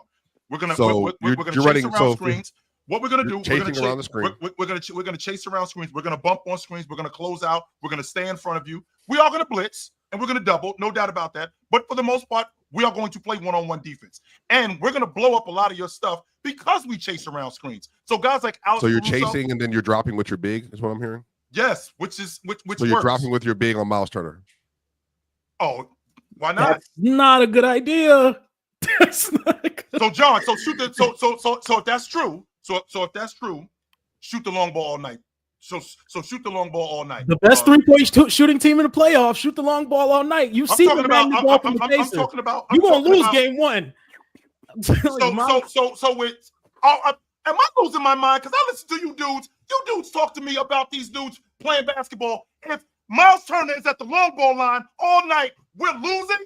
Go ahead and shoot 10 threes. Go ahead and shoot 12 threes. But their offense doesn't work that way, Chill. I'm living with that. Did you hear me say they create more dunks than Anthony Bryant in the league? Making me crazy up here. I got a 6'11" dude like this dude is cat. He's Karl Anthony Towns knocking the long ball down. He's a very good shooter. I mean, Chill. Knock yourself out, Ron. Knock yourself out. But Chill. But Chill. All right, well, hold on, John. I just don't get why you'd give that up because you want to blitz Halliburton. I just don't understand why you want to do that. Because Hallie's going to make the right read, whether it's to Miles Turner, whether it's shooting the patented floater that he has, whether it's kicking it out to a cutting Neesmith or Nembhard. He's going to make the right decision and drop coverage. That's why it's like you have to be very careful with how you play him in the pick and roll because he can make the right decision 9 times out of 10. Right. Like you just got to be very careful playing pick. Like if it was me, we're playing one-on-one. But they're going to run whoever SGA is guarding too. By the way, they're going to run pick and roll right at SGA as well. So is drop a part of that coverage? Yes, Tyrese Halliburton makes the right decision to drop coverage all the time. But you're not playing. You don't play drop versus the Pacers, especially not consistently. I didn't say consistently, but I said we are going to play drop though. Okay, but playing drop because what they're going to do is going to be Miles Turner. No, Chill. You're just running. You're just chill. You made a bad point, and now you're just trying to speed through it. No, if you play drop coverage versus Miles Turner, Obi Toppin, Thomas Bryant, and then apparently Tony Bradley or whatever, what they're going to do, I know he doesn't got to play a lot in the series. What they're going to do is even if you play drop Chill, they could easily just have a down screen being set on the other side to bring up, I don't know, one of their other elite shooters that's on the floor. Or if you do go with Hallie and you play 2 on ball and you bring a third in because the gravity he's creating, well, now there's Neesmith in the corner. He's an excellent shooter. There's Nembhard in the corner. He's an excellent shooter. There's Pascal. There's Miles Turner. There's only person on the roster that really like guard that I'm just not. But even TJ McConnell can work in there. You hear Ox talk about TJ. He's shooting 36% this playoffs. No, but he gets ain't no worry about no TJ McConnell. No, but I'm saying shooting 36. Hold on. I'm not talking threes. Yeah, he's an in-between player. If he gets in his space, that's where he feels comfortable. Absolutely. He's gonna have that front shot, the Andre Miller shoot that little Andre Miller push shot with 2 hands right in front of the basket, all the way around. You cannot. That's why for me this is silly. Will OKC's offense be better than Indiana's offense in the finals because of OKC's defense? That's one thing. But does Indiana have a better offense than OKC just versus like the league at large, like the mean? Not even a question. Like they do everything at an extremely high level offensively. And Chill, one of the other things that is a bind. Hallie throws 75 passes a game. Indiana passes the ball more than everybody else in the sport. I think Indiana's offense is better. Well, then what are you arguing for? Because what you dudes are trying to tell me is I'm listening to you dudes tell me about drop coverage and they can't play drop. Yes, they can. I would not. No, they didn't even do that versus Denver. They are going to get picked apart. But Ron, they didn't even play drop versus Denver. They literally did not. They sent a third over. They pre-rotated or they pre-rotated or they did a flat-out switch and then loaded up behind. Now, if you're telling me they're going to do that in Miles Turner, I think that's probably like an overreaction from Miles Turner. Like, if anything, I'm not like switching and then overloading behind Miles and Caruso or Miles and Dort. But again, that's the function of OKC's defense, that they're able to do that. And so they're chasing around. So if I got Miles Turner in a pick and pop action with Tyrese Halliburton, we're never going under screens. We're chasing over. No, why would you go under a Hallie screen? Listen what I'm saying. They will on accident. What I'm saying. I got Tyrese Halliburton. I got Tyrese Halliburton and Miles Turner. Whether it's at the break or whether it's at the top of the key, and these two guys I got screen and roll action. I'm chasing around this screen every time, and if I got Miles Turner is at the top of the key. I'm not playing drop on him. Is that what I'm understanding? Well, no. So chill. I just want to make sure I'm following you. But even this shit sound crazy. No, it's not crazy. Hold on, chill. So go ahead. No more yelling. I'm not yelling. I'm just trying to understand. It's kind of loud in my ears. It's kind of loud in my ears. So chill. What I'm saying is chill. Is that hey Payne? Go back to the bench. So what I'm saying is that we're talking basketball now. So when Hallie has the ball, allegedly, just think about it, chill. So even what we can do, if you're not playing a traditional drop, well then all I have to do, Hallie, I can just go instead of down, I'm going sideways to the wing, and then now you bring up Miles Turner, and then you bring up a secondary. Like Detroit did this a lot. They would load up with Tobias. Stop right there. Where's the action at? So if we're starting from like right where the half court is, like around that area, Mars, and then I'm like sorry, we're running. Mars, that this shit is boring to you. I'm trying to make sense of how. Is it boring? This is boring. Boring. It's just so again, Swiper. Where does the action start? Mars doesn't know what's going on. We got to switch the subject. Where's the action start, Mars? I thought we were just talking basic. Swiper, once again, Swiper. Where's the action start? Hallie has the ball where? Well, I'm saying anywhere from half court in, like okay, if they're running a screen. Right side. Let's say he's got the ball at the break on the right side.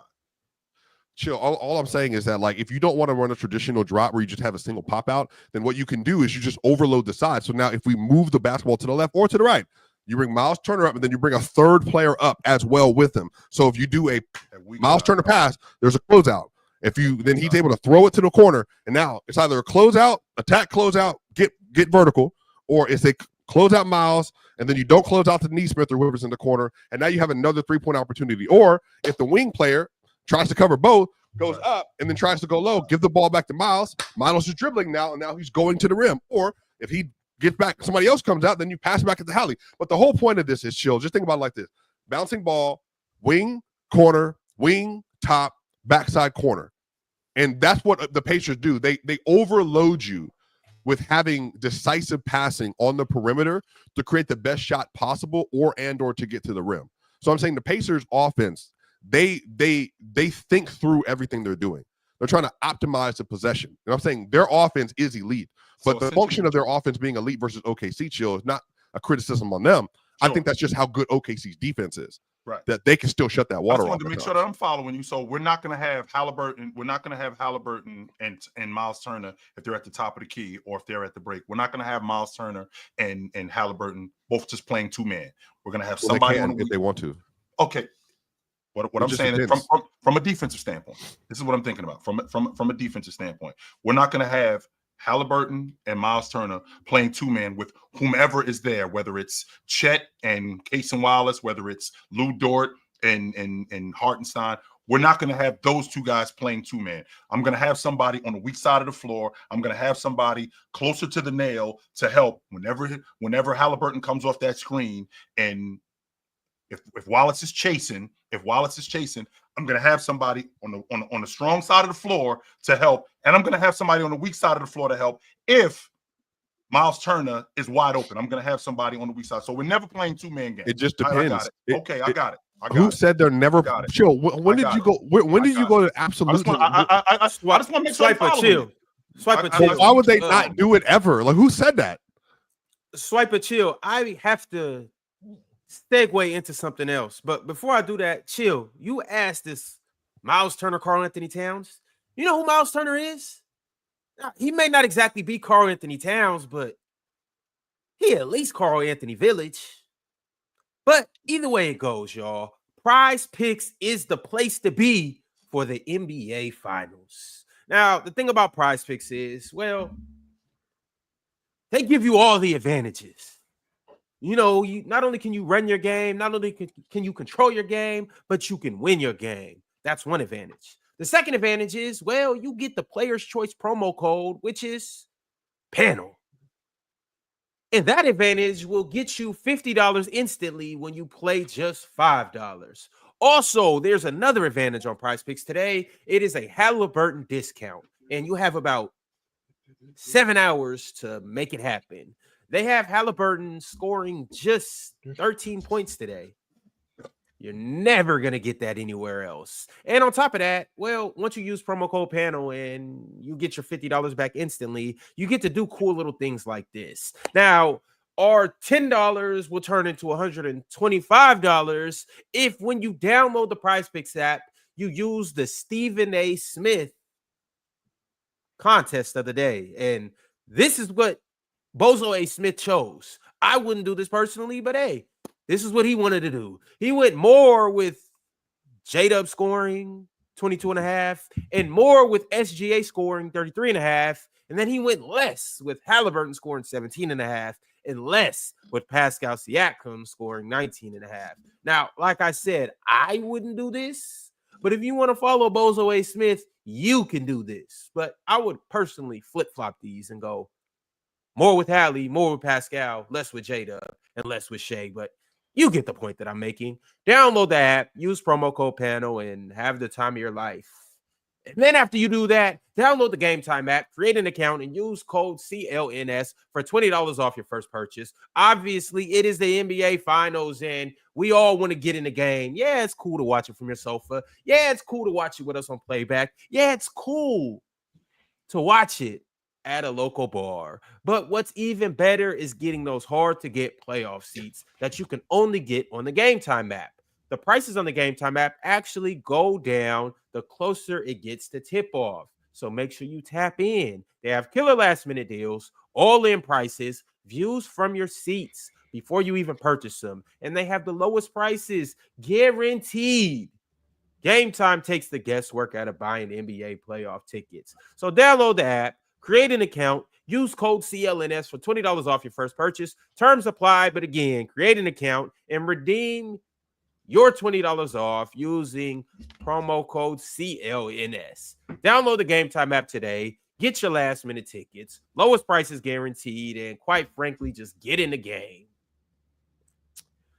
All right, fellas. We didn't really get down to the bottom of who has the best offense. Pin, it's on you. Are you taking Cason Wallace or are you taking Andrew Nembhard? That's funny. Almost as funny as your Carl Anthony Village's joke there. I take OKC. I take OKC's offense 100% of the time. I think in the regular season they were the better offense. I think it's just when you have the best player, you're going to force collapse everywhere, right? I don't think that Indiana's defense is going to be able to slow them down. I just think their defense is going to put a lot of pressure on you. They got shooters, and I feel like it's a mirage because we always focus on the defense, right? With OKC, it's like they're this great defensive team. Well, don't forget they also have they have the scoring champ. They have the guy who won a scoring title, right? They have a guy who's deadly in the middle. Better. It helps. It certainly does help, doesn't it, Swiper? If you have a 30-point per game scorer who's unstoppable and you have to orient half your... Let's go through this. Did the 76ers, when Embiid was leading the league in scoring, they have better offense than the Celtics did? I'm not going through anything with you. What I want to say... Well, that doesn't make sense. Like, it just... So because they have one player that is leads the league in scoring, their offense overall is better. Now, don't say it helps, Mars. I know it helps, but I'm saying that makes it objectively like they have a better offense because one player is the score. Here's the thing. I despite the narratives around me, I do not live my life on Excel sheets. I actually watch the game. And despite the narratives, I do not believe that Tyrese Halliburton can create offense against a really great defender. You're saying in the series, OKC has a better offense, not they have a better offense overall. Who would perform better against OKC's defense? Indiana. I'm asking Penn. Then Indiana? Denver? No. If OKC had to go against their own defense and the Pacers had to go against OKC's defense, which offense would be better? Mars, he know what you asking him. He's just trying to duck and dodge the question. He's trying to buy some time. Just let him answer the question. OKC will be better because OKC's offense would be better versus OKC than Indiana's offense versus OKC's defense. OKC actually did have. Honestly, here's the problem. Here's the problem with Indiana's offense. I don't need to double anybody. There's number one. There's a problem, right? I'm sorry. As much as I don't know why you're tilting your head. Maybe you want to flip it around. I don't know. Like I don't know what's so confusing for you. Do I need to break this down simply for you? I don't need to double anybody. I got one defender that can guard literally every good offensive player you have. And if if everyone's saying like, oh, but OKC leaves shooters open. Yeah, they leave shooters open to double down and triple down on Jokic. There ain't nobody that good on this team. So you don't have to double and triple. You can play straight up. And if Indiana is going to go to a zone, then I think Shea is going to destroy that zone. So I really think that you don't have any answers here. And yes, having a player that is such a dominant scorer like Shea, who can get to the basket, get past his man, has endless counters, and just be that one man. And the ball doesn't stick with him necessarily like the way it does with Jalen Brunson. He's not pound. Like he could destroy you. Like I think Shea could average 40. I really do. I think everyone averages 35 plus versus this team.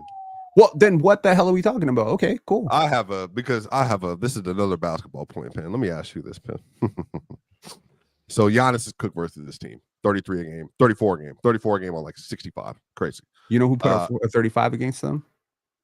And then Donovan Mitchell, I think, averaged 34 and 54. And then I think Brunson was 31 on the 63. I already think Shea's going to be 35 on 64. Like, I think that's going to be there. They don't guard 1A option. They don't overhelp against your best offensive player, because their whole point is let that person cook, and then we're going to try to mitigate as much stuff around them as possible. SJ's going to have a great scoring series. I don't disagree there. But I think the question is, you're saying, Penn, which I think helps your argument. Let me just say it maybe more emphatically. You just think that Indiana is going to have a worse offense versus OKC because they're playing versus OKC's defense, and OKC's offense will be better than Indiana's offense because they're playing versus Indiana's defense, but not that OKC has a better overall offense than the Indiana Pacers do, like on a scale around the league. Okay, so let's hypothesize that both teams tomorrow have a tune-up game against the Nets. Okay, so now we're not talking about going up against OKC or Indiana. We're talking about a neutral team. Both teams have an exhibition game. You know, let's say last week or whatever. You know, when they were both off, they both had a tune-up. Which team is going to score more points against the Nets? Pacers. No, I don't think so. And you cannot just isolate defense out of this equation, because defense matters. Okay, so, you know, both teams run on. Yeah, but he's going to say that defense forces offense. That's what their defense is creating easy offense all over the court. Their court balance is better. Their transition offense is better because of their defense. Is their transition offense better than the Pacers? Yes. No, it's not. No. I think Denver had the most. They were the best transition offense in the sport in the regular season. We were the Pacers. I think the Pacers' strengths compared to OKC get overstated. Maybe they are a better transition offense, but it being seen as this overwhelming advantage that Indiana have, I think, is where it loses me a little bit. Same thing with just Indiana being a better offense, which is why I disagree with Swiper saying it was clear. Indiana might be the better offense.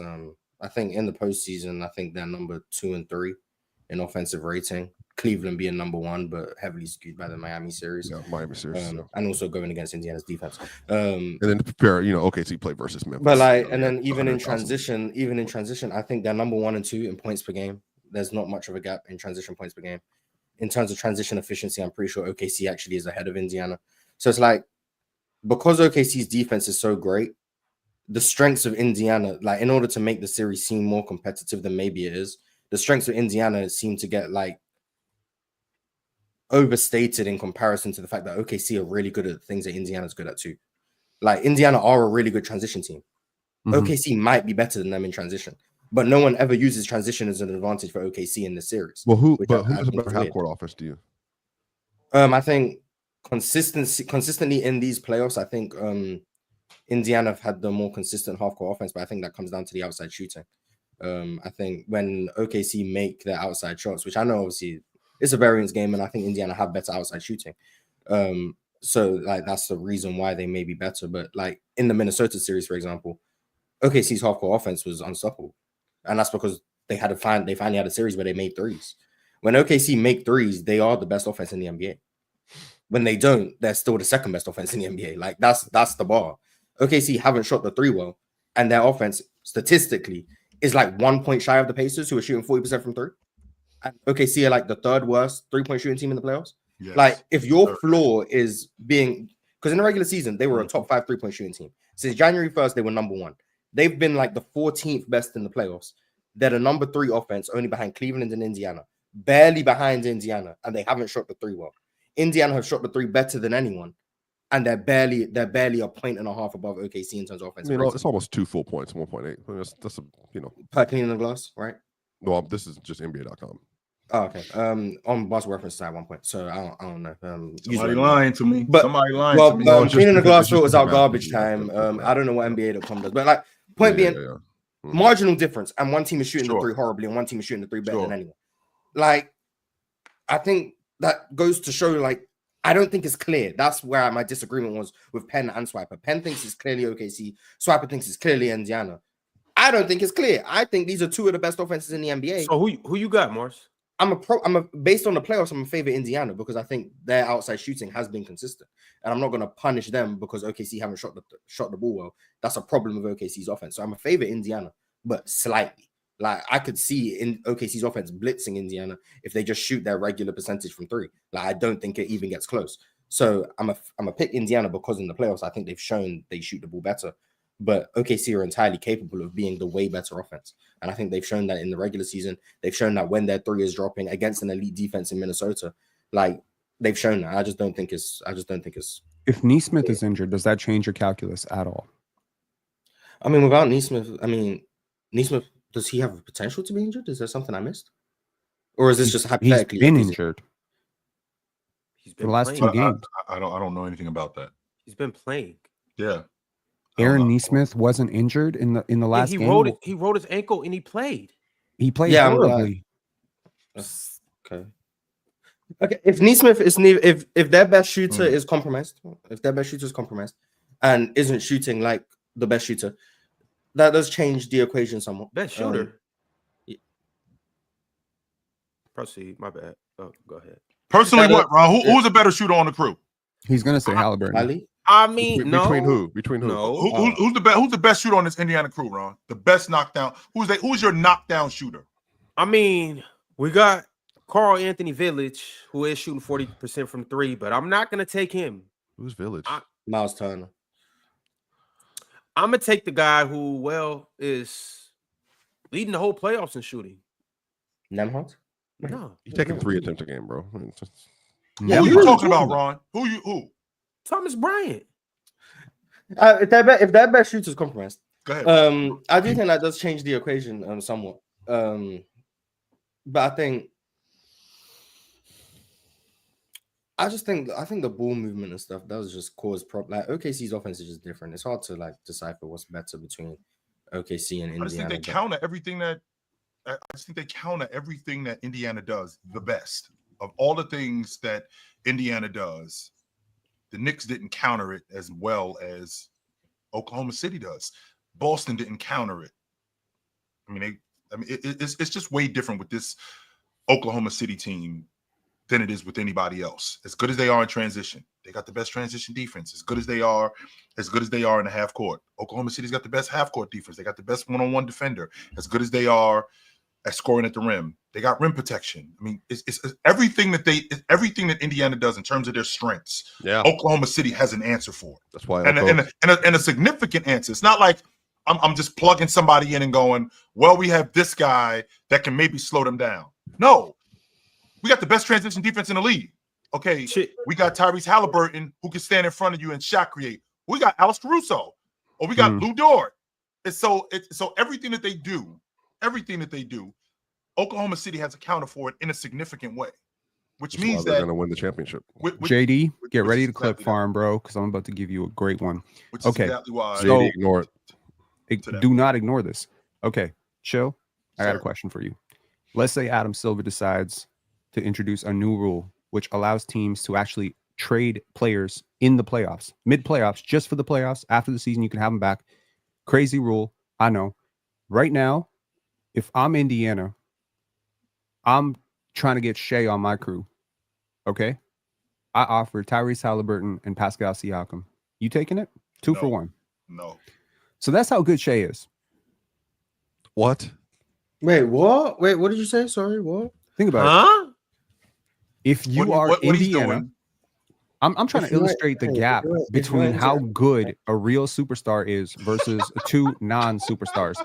Okay, you did this. Are you okay? You did this. I'm good. And Jaylen Brown and Tatum, right? Mm-hmm. This is the same thing you did. Mm-hmm. And everyone pushed back against it. But you okay? And you tried to do it again. Yeah, he's attempting. You expect a different result. To answer your question, I am illustrating a great point. No, you're not actually. Indiana's not doing that. And the reason why OKC ain't doing that. Hey, John D. Okay. What are you smoking? What I'm saying, man, is if you take SGA and put him on Indiana, they're a different team in terms of their strength. You do get a bucket getter. You do get a guy that's gonna be elite at being a bucket getter. He's gonna be different on defense. I think I think to some extent he could be better. Sure, could be better than Hallie. Now, real quick. No. I'm talking about as a team defender. I definitely think he'll be better than Halliburton.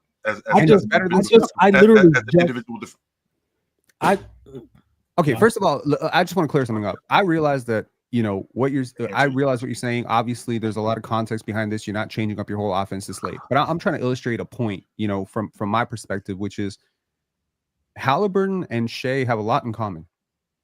They dominate from the center.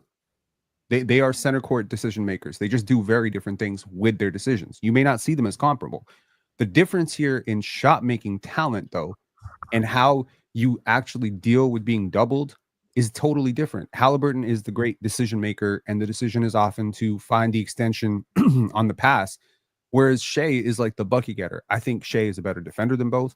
I'm trying to illustrate that a real superstar is huge for your offense, because if you put Shea on Indiana and you put Hallie and Pascal on OKC, I might actually switch my vote on this series. But you're not trading Halliburton for SGA. You're trading Halliburton for SGA and the Eastern Conference Finals MVP.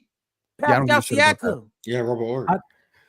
Like what? I didn't compare him to Robert Horry. Don't do that. 2 All-Stars, 2 All-NBA level players for the MVP of the NBA, but it's and which one of them made All-NBA? It's not 2 All-NBA level players. Yeah, okay, cool. 2 All-NBA level players do not equal MVP. All right. They don't. Okay, Ron. I'll give you a question. How many players in NBA history, if let's just say Shea does go on to win a title, how many players in NBA history have won a title, won a scoring championship, won an MVP on a 68 plus win team? I don't know, Penn. Who cares? Real quick, because I just did this in 2K. I swapped Hallie and SGA teams. Hallie was averaging 30. I just 30 did and what? That's why 2K is cooked. That's why 2K is cooked. And he used a computer. Penn, 30 and what? Penn, you use your brain. He used a computer. Officially. He made your point better than you. 491 splits. Boy! Ron is so excited about 2K Hallie putting up these garbage ass numbers. Are you? That was better than 30 just said. I'm not gonna lie. At least he used a frame of reference. Do it with Scotty Barnes and let's see what bum ass numbers he puts up. Damn. Scotty clears Hallie. Oh shit! All right, so we gotta move on. No. We gotta get back to it. We gotta get back to it. Yo, chill. So you're taking the Pacers offense, right, or the Thunder? Yes, I am. Pacers. All right, so the Pacers get the offensive category. As of right now, we are tied at 2-2. Pacers have the coach. No, we're not tied at 2-2. Pacers. Wait a minute, Ron. Ron, if you were the manager of the Raptors, would you trade Scotty Barnes and Brandon Ingram for Giannis Antetokounmpo? Because Giannis is a real MVP, all-time great player, and those are just 2 all-stars. Would that not be the same damn question? Yes, it would be. Giannis is 30, and Scotty Barnes is 23. Sorry. No. So bring out your calculator and your Excel sheet. Does that matter? Focus. I'm sorry. As you would say, I apologize. Last time I checked, Halliburton was how old? I was 24, 25. Shay's like what, 26, 27? He's closer to the end than Hallie is, so I guess I'm oh my god. Okay, first of all, Shai Gilgeous-Alexander is so much better than Tyrese Halliburton. I don't think y'all acknowledging the difference because Giannis Antetokounmpo is so much better than Scotty Barnes. I agree. He's also 7 years older.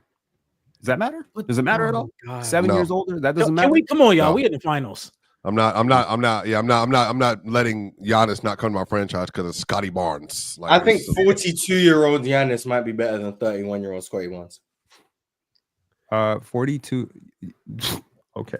First all right, so we're in the finals, y'all. We got to keep it pushing. Before we do anything, though, I must acknowledge the GOATs of this platform, and these are our Hall of Famers. Y'all, we got some new people that have been added to the family. Starting with, well, we'll start with the guys that are grandfathered in. You know, Multi-Kenny, Worldwide Mace Television, Jason Grillionaire, Teddy Hart, Vale, Minor, Arch.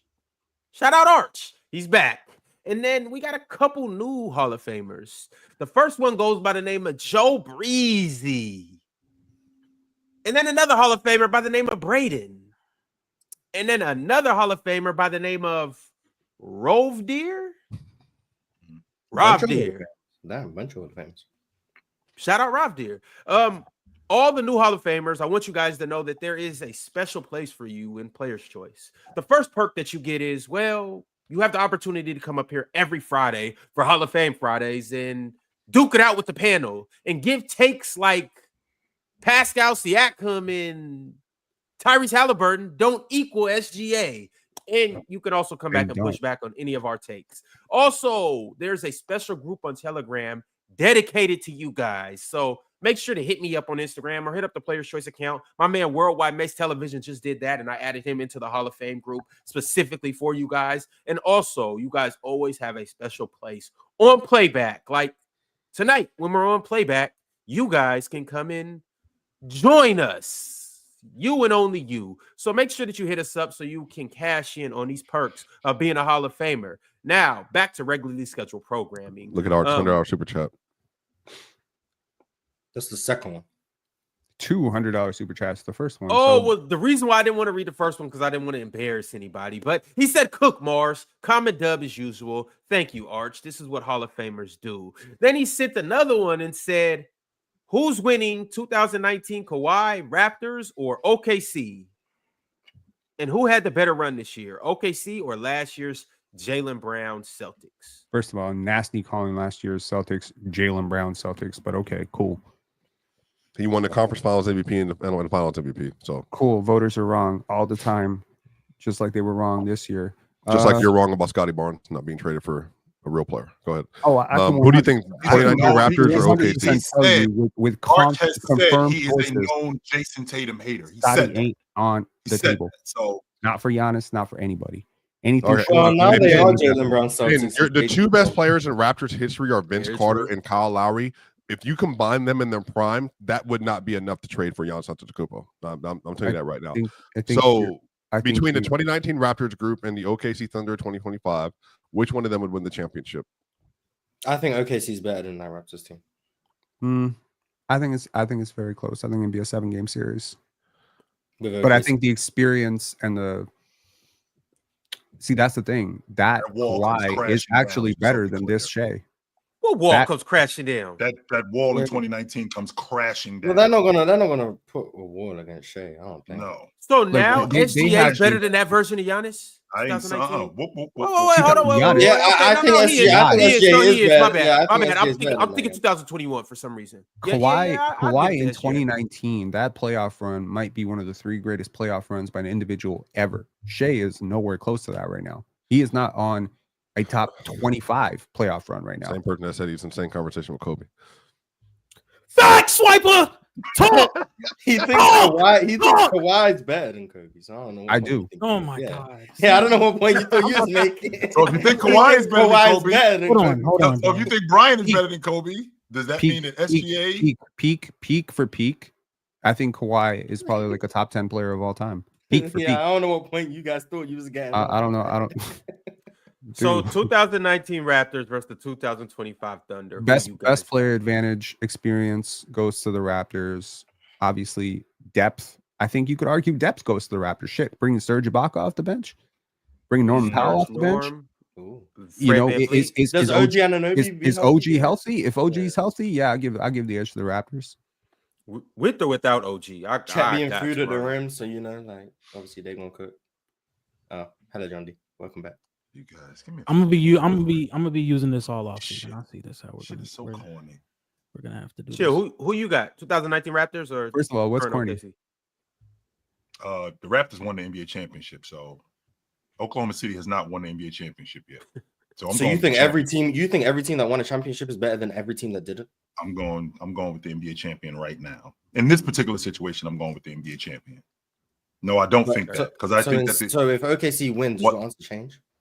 It could. maybe. I just So, think beating the Raptors, Pacers is the difference between OKC maybe I being just want to better than remind y'all in this particular situation, I'm talking about an NBA champion in 2019 with a guy in Kawhi Leonard who had one of the best postseason runs in NBA history. They were one of the best defensive teams in NBA history, just like Oklahoma City is right now. Just like Oklahoma City is right now. They had one of the best rotations in NBA history. They had a guy who was an undrafted guy who came off the bench and was fantastic in the NBA Finals, and Fred VanVleet. I have yet to see that from this Oklahoma City team, and I don't know how their rotation is going to play in the NBA Finals. I saw that with the Toronto Raptors. So as of right now, I got to see it. I got to see how those guys perform. There was hang on. There were 4 teams that year, realistically, per the math. I apologize to Ox if he's listening and crashing out right now for basketball. But there were 4 teams that year that had a chance to win an NBA championship per the math. They were the Milwaukee Bucks. And Toronto beat them. Milwaukee, Philly, Toronto being the 4th team, by the way. Toronto was the 4th in the odds. Milwaukee was, I believe, 2nd. Philly was 3rd. Toronto was 4th. And obviously a healthy Golden State was number 1. Sure. Toronto beat 3, 2, and 1. You can talk about health all you want. Yeah, you didn't beat the healthy Warriors. But... Okay, fine. I don't think the Raptors had arguably their best perimeter defender in OG Anunoby. They would have beat the healthy Warriors even without OG. Yeah, do you think the Raptors would have won regardless?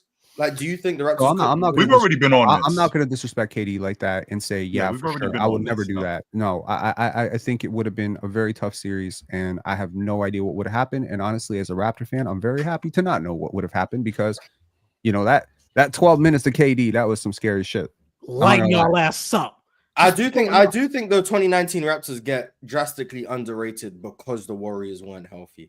So people kind of discredit the championship. I think that's because they didn't watch. I don't want to use the word all-time team because I feel like all-time team is reserved for like 01 Lakers, 2017 Warriors, like 86 Celtics, 87 Lakers. Like that's all-time to me. But like that Raptors team is like a legitimate elite NBA champion, like an elite team that won an NBA championship. And I don't think they get that type of respect. So I'm kind of with that. I just think this OKC team is about to be another one of those type of teams. And it was a better team in the regular season too. They're both great teams. They're both two-way. They both have an offensive superstar. They have an MVP level player who scores in isolation, is very dangerous. I just think the experience of the Raptors would overwhelm Kyle plus Serge. Like that's a lot of friggin' playoff runs, man. Marc Gasol, that's a lot of experience. Mark brings the international, the Olympics experience too. I just think that when the gap is close, as we saw with Denver, I mean, ask yourself this question: that 2019 team versus this year's Denver team, do they beat them? I think they beat them 100%. I think they handle them. I think this is the worst Denver team. I mean, I would love to see Marc Gasol guard Jokic. That's cool, but I'm saying like Marc Gasol shut down Joel Embiid. He was crying all the way back to the locker room. He didn't know what to do with him, right? Like he won him a series. I think this would be a bad year to use for Denver, given that they had their worst personnel around the team. No, I understand that, but this Denver team. Can we talk about the matchup at hand? Sure. Yeah, I mean, I agree. We wanted to honor the $100 super chat, Ron. Yeah, and the $100 super chat is talking about the 2019 Raptors versus the current OKC, not Denver. No, I understand what you're doing, but what I was saying was Denver was the team that was experienced. They were the championship team. They were the team with the championship DNA and the reps, and you could see how much that experience overwhelmed the younger team in OKC. I believe if you're just looking at the roster before the series, you're assuming probably OKC in 5 or 6, but because then I did, and I think a lot of people did. You intelligently, prophetically picked Denver to win the series in 7. Amazing. And you've been victory lapping ever since, even though you're wrong both rounds. But my point is that experience mattered, right? It mattered a lot. And I think that Raptors team had a lot of the same experience that this Denver team has. Yep. Swiper, you had a question. Oh, well, you don't always think that the teams that have won championships are the best teams, but like I was thinking about that 69 year when the Lakers had Elgin, Wilt, and they had Jerry West. And I think the Lakers were better than them. I do. You just thought, okay, I got you. Yeah. Y'all, Arch asked a follow-up question. He said this year's OKC team versus last year's Celtics team, Jaylen Brown's Celtics team to be specific. I think OKC. I'm not gonna lie. Like I would have loved to see a Boston versus OKC series.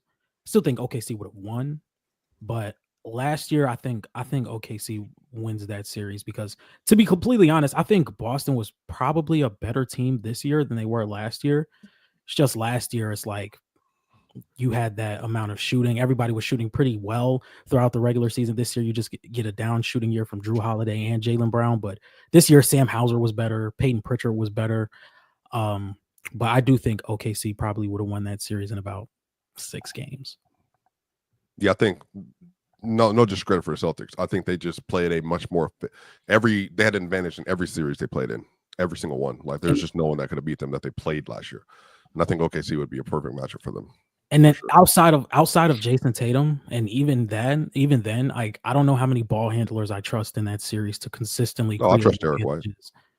As a ball handler against Cason Wallace and Dort. As much as y'all talk shit about Jaylen Brown, I still trust Jaylen Brown. They did well. Ball handler? They did well in the second game in Boston this year, but they just kind of ran out of shot making down the stretch of the game. And then Drew missed. I think he airballed a corner 3 and then like cost the game as well. So I mean, it would have been a fun series if everybody was healthy. But Tatum, once he tore his Achilles, didn't matter anyway because they were going to lose anyway. But no Tatum, I don't want to watch that. Chill. Who you got? The Celtics.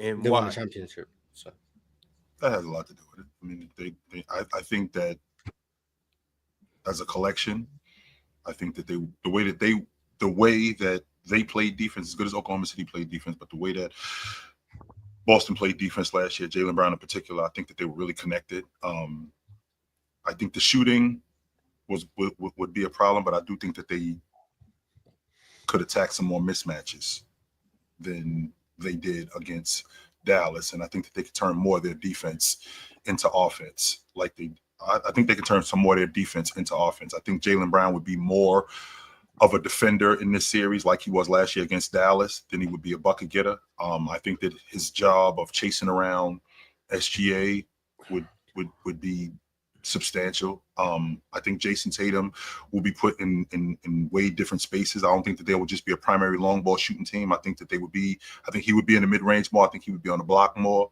And I think that KP, for the time that they had him, I think he could counter what Chet was doing. I think they beat Oklahoma City in 6 games. But Tatum was struggling a lot last year too. He was struggling a lot. And so was SGA. SGA struggled in these playoffs too. So he did struggle. He did struggle for but Tatum wasn't making jumpers all last playoff. So I think that's why, if using the context of last year, I don't know, like that would have suddenly had to got different. But Tatum in different iterations has made his jumpers. Just last year he wasn't making his jumpers. So I don't know if that would have, put them over the top in that situation. But Mars, what I would have loved to see if Nico Harrison didn't absolutely kamikaze his own team. If this Mavericks team with Luka and Najee Marshall, like the new iteration of the Magic, this Mavericks team versus this OKC team, now that would have been a really fun series to watch. Mm-hmm. Yeah, I would have loved to see that. Great 6-game series. Yeah, Mavs got them out of there in 6. Series, but that's still a really good series. It's incredible what a year does. Like this Oklahoma City team this year and last year are completely different. Yeah, 2 big signings in Ihart and Caruso. Caruso was a huge addition. Isaiah Harden was a huge addition. Mm-hmm. And they were also they were probably still the best team in the West last year. They just lost. Well, I mean, they got the #1 seed in the regular season. Yeah, they shouldn't have lost. Like they didn't do enough to win, and Dallas ultimately deserved to win. Yeah. But OKC shouldn't have lost. We're in a different timeline, y'all. John D, stay with me. I'm here. That Devontae Graham doesn't make the game winner versus the Nuggets, and the Nuggets have title 2. Just think about that. If they just stay on the other side of the they could have just beat the Spurs and then did their job. That was Devontae Graham. That was the game that changed the NBA playoffs, y'all. That one damn game. And Victor Wembanyama that quarter 16 points in the third quarter, by the way. So shout out to Vic and Devontae Graham. I think the Spurs did that again against the Warriors. Harrison Barnes hit a 3. Yeah, that's exactly what happened. Are in the play-in. Yeah. Back to back years, man. Mars. Last but not least, well, Penn, you didn't give your answer on it too. Celtics last year versus Thunder this year. I picked Thunder. Yeah. Is KP playing? It's not like it's not a blowout. I'm not picking them in 5 or 6. Like, I mean, it'd be 6 or 7. It'd be close. I'll pick OKC. All right. Well, y'all, I guess right now is a good time to get into some more super chats. Shout out to Arch for kicking it off in typical Arch fashion. This is what we're going to do. We're going to start at the top. D3 said Nick should just trade Cat for Laurie and Isaiah Collier or Sabonis and Keon Ellis. You got to give me more than Laurie and Collier, respectfully. Why? Because they're saying that Mitchell Robinson at the 5, put Laurie there at the 4, changes a lot of your issues. Isaiah I'm Collier, talking about the Sabonis and Keon one. I don't well, you are better defensively on the wing with Keon, Mikal Bridges, and OG Anunoby. Well, Sabonis and Brunson would be that does help. Yeah, but then you still have the same problem. You have Sabonis and Brunson. You've replaced the Cat problem with a Sabonis problem. It's the exact same thing. But you have gotten better. It's a totally different thing. It's the exact same defensive problems. I do because with Keon, That's worse than him, but it's with the same. Keon, Mikal Bridges, and OG Anunoby. I mean, now I do have I have more people to protect Brunson as opposed to just OG and Mikal Bridges. Their offense is in the garbage. Deuce McBride. Why isn't it in the garbage? Sabonis is a very, very good player, just operates differently. And and I think in the playoffs, their offense is in the garbage. I don't see a Sabonis anchored offense with Brunson being the same. Yeah, Sabonis is also he's probably not as valuable for the Knicks offensively as. That's what makes Sabonis so difficult, because it's like, how do you just drop Sabonis in a situation that's already ready to contend and he can really thrive? Like, the defense would be way better though. Well, way better as a stretch, but than Cat. I think he's a pretty large. I think he's clearly a better defender than Cat. But you're going to run into the same problems. He's going to get brought into the action. He doesn't have to put. Here's the thing, Mars. The same issue is going to present itself. A lot of people say Steph Curry's a bad defender, right? I always push back against that, and I say he participates, right? He will commit to your team scheme, which means in all the methods that you're using to hide him, he will at least contribute positively towards that end. He's not going to be twitchy and go pick up guys 94 feet, but that's not his job. Can you do your job on defense is the question I have. Cat, my answer is no. He does not communicate when he's missing a rotation. He doesn't commit to the game plan. He goes under. Like, how are you? Some of the mistakes he made were just read and react situations where you just have to close out to a freaking shooter who's wide open and he's dropping. You could see the wheels turning. You see the hamster wheel turning in his head. Like, oh, maybe I'll go back. Oh shit, wait, that's a shooter. Let me go back out. Like, bro, that shit drives me crazy. If I was his teammate, we'd be fighting for real. Every game we'd be fighting. He'd be like, oh my god, fighting the 7-foot man. Yeah, I don't care.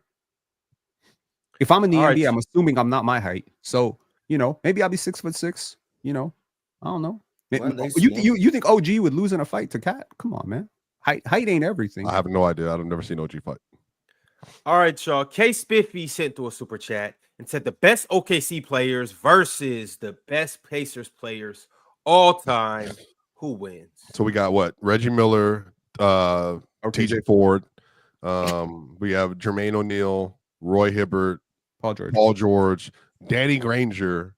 Who else we got, Chill? From going back to Mel Daniels and them. What's that dude's name that went to I think he went to UNC. I think it's like Tyler Hansbrough. Rick Smith? Yeah, what do you mean? What did you this is Chill. Did you just hear this man? The all-time leading scorer ever?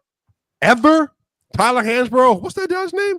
Yes. The man, the myth, the legend himself was the best scorer in college basketball history. Are we going back to like ABA days, Indiana ABA. Pacers? Is that like, are you going to George McGinnis and them, man, and Mel Daniels, Roger Brown? Or are we just doing NBA? Sure. Honestly, we could just keep it hot. What does that mean? Kevin Durant, Russell Westbrook, SGA, Paul George. Yeah, come on, y'all. Like Paul George, Zubac. No, sorry. Paul George, James Harden. Yeah. What's the name? It's already over. Melo, Ibaka, Melo. So everybody's in the Nick Perkins, Nick Collins. Just so we're clear, Melo coming off the bench. And by the way, Paul George, Respawn, facing each other. That's interesting. Both teams. Wait, are they all in their primes too in this situation? No, the version that they were on the version. Okay, so take out Melo. Hey, so Mark Jackson at Victor Oladipo. Oladipo is nice. That was the best Oladipo we had. Jalen Rose making this team? Yeah, hell yeah. Okay, cool. Run our test. Respect the starting point guard on NBA finalist. Okay. That's Jack. So that team really should have won a championship in the 2000s. Chill. Now that I think about it. Roy Against Hibbert, the Lakers. Real Yeah, rim they could've. protection. Yeah, that was a really good team. Oh dear God, Austin Crozier fan club up here. Okay. I mean, to be fair, OKC have only had 16 years, and we put together quite a good team. And OKC fans are so spoiled. Chill. They have 4 MVP level players. Yeah, 16 years sample 60 size. years, 4 MVPs. And then you throw Serge Ibaka at the 5 with them 4 MVPs. The NBA And Finals. Chet. George in there. To the Western Conference. That's what I'm saying. Do you Chill, guys think you think Serge is better than Chet? No. I honestly forgot about Chet. Oh, Whatever you That's want to do. crazy. No organizational Personally, adversity. I'm taking Kendrick Perkins, but KD can't really almost go wrong. Kendrick Perkins is not making this list. Don't make me. Are you kidding me? God damn it! You doing this again? Yeah, KD for almost 10 Perkins. years up there. They had Russell Westbrook. Ron, use your 12 years host. up there. Use your host. Use And your they're like, host what about privileges to the pick yourself out. 3 years we weren't good? Thank you. You got Takes a SGA check. for 7 years. Never That's what's going on. So Mark Jackson. So Percocet. the Pacers gonna run out the gym. I ain't gonna lie. Vern Fleming at the 1, Reggie Miller at the 2, Artest at the 3, Jermaine O'Neal at the 4, Rick Smith at the 5, Dale Davis. Dale Davis is not making this team. Unless you're talking about the practice squad. So much as Sean Kemp too. He 100% making his team. Dale Davis. We playing this game in 2025, right? Yes, we are. Mhm. Dale Davis ain't making this team. This is a dirty work guy. That's what he is, no doubt. Then pick Ben Antonio doesn't think Davis. dirty work guys can exist today. Yeah, Chris You Paul, don't think Jam. Antonio If you Davis can't is better stretch than the Davis? floor, then yes, and if you can't dribble, Right. then you can't. Dale- you Dale know, Davis- Well, I mean, if you can't shoot, dribble, or pass, like You can't play back. like, we got to a point where like, Perkins at some pass? point you gotta Are do you something. are you taking Dale Davis right Andrew now Perkins in was a damn good 2025 in a passer game being before played in center. 2025 over Jermaine O'Neal? I What? said Jermaine O'Neal already. No, I'm gonna list out all your Nah. bigs. No, I'm not No. taking him over Jermaine Are you O'Neal. taking him over Miles Turner? I think you know how I feel about Miles Turner. I think he's soft. So, but from a skill set, sure. Pascal? Conference Finals MVP? Sure. I can give you Pascal. Antonio Davis, who would undoubtedly be shooting threes in this era because you know he could shoot out from like two. So you got 4, and I mean, you know, if you want an audible, like something to throw a monkey wrench, why not Rick Smith's? David West. Don't forget about David West. The David toughest- West was a beast. Roy Hibbert. Forgot about Roy David. Hibbert. We said Yeah, Roy Roy Hibbert. Hibbert. So you Roy see, Hibbert's not playing in front of Rick Smith, though. He's not. Yeah, you know. okay. So you see why Dale Davis he's ain't better making this list, defensively right? than Rick Smith, but you know. Well, Shout out to OG, I think we Dale answered it. Davis. OKC is winning this matchup. So All right, thank you, K Spiffy, for sending through that super chat. Tupac Westside, shoot 'em up. Sent through a super chat and said, off topic, but you were right. He sent this a couple days ago. Yeah, he sent this yesterday. Sent it again. But, hey. Send it again. Off topic, but you were right about Tariq Chill. The dude kills his dad, then complains about being in a drug game that he put himself in and his dad was protecting him from. And gave him every opportunity possible to be a good kid. He was a scumbag. Everything about him was rotten. Everything about him was rotten. And his father was doing everything that he could to keep him away from the drug game. Put him in a good school, had him living in a great neighborhood. Meanwhile, this dude is doing robberies and robbing people and killing people. He was the worst of all the characters that I've ever seen on TV. He's the worst character. I'll never forgive him for killing his father ever. Tariq was a scumbag. Boy. Yeah, he was a scumbag on every level. Pip named Slickback said, why is it? What's up? Also, I also left out the most important part, Ron. I can't believe I left this part. He also got his sister killed too, because of his goofy ass logic. Yeah, he got his sister killed too. So in addition to getting his sister killed, not following in his father's trying to follow in his father's footsteps, ends up being a drug dealer. He sucked at it too, by the way. On top of that, killing his father, he was the worst. Penn, this is a show that was on Starts. Stars. Pretty famous. Stars Terrence Howard, 50 Cent and many others. No, not Terrence Howard, but 50 Cent and many others. Like really, really interesting show. I personally never been a fan of the show. Yeah, Penn, it's called Power. And then they have spin-offs and stuff like that. I haven't watched a new TV show other than Brooklyn Nine-Nine since probably 99. Yeah. So I'm still watching Fresh Prince, Family Matters. I'm still watching my old ones. Rock, if you remember Rock. So you watch movies? I watch a ton of movies. I just don't watch a lot of TV shows. That's interesting. I love Brooklyn Nine-Nine. It's one of my favorite shows. Brooklyn Nine-Nine is great. Yeah. I mean, have y'all ever checked out the show Rock? No. ROC Rock? You No. should check it out. It's a great show. I've Like, never. if you I've could never smell- watched them. Not that. No. No. I'm not gonna watch that. No. You would like it, Swiper. I don't know if you would like it. I mean, this is back when TV shows were still trying to preach morals and shit. But yeah, Like the Cosby Show. it's like it goes darker than the Cosby Show. Way darker. You seen it, Chill? Oh, I used to watch Rock all the time. Rock was a garbage man. He was a pillar in the neighborhood. He actually You remember the show where the drug dealers show up? I was about to say he actually fought drug dealers. They came to his house and he took his family. Rock takes his family out of the house. Like, yo, don't worry about it. I can handle these guys. Hey, Ron, finish my line. Temporary layoffs, good time. Easy credit ripoffs, good time. Scratching and surviving, good time. Hanging in a child line, good time. Hey, Swiper, we done with the 80s. Hip named Slinkback sent through a super chat and said, why isn't Leon Rose getting blamed? How do you win a title with two guys who are bad defenders as your best players? The bench also isn't good.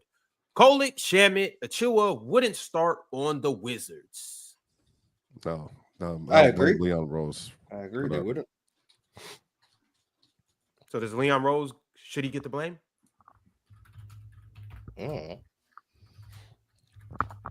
Knicks fans, I'm sorry. You guys have a lot to blame over there. It's a lot that went wrong, and you can point the finger in any which direction. So I guess we could just add Leon to the list too. Hey, add the governor as well. We got another members chat from Grandpa Town. Grandpa Town said, would Giannis on Indy make them the favorite versus Oklahoma? Well, like you just add Yes. to the team. Even if you replaced them for Pascal Siakam, yes, that would make them favorites for sure.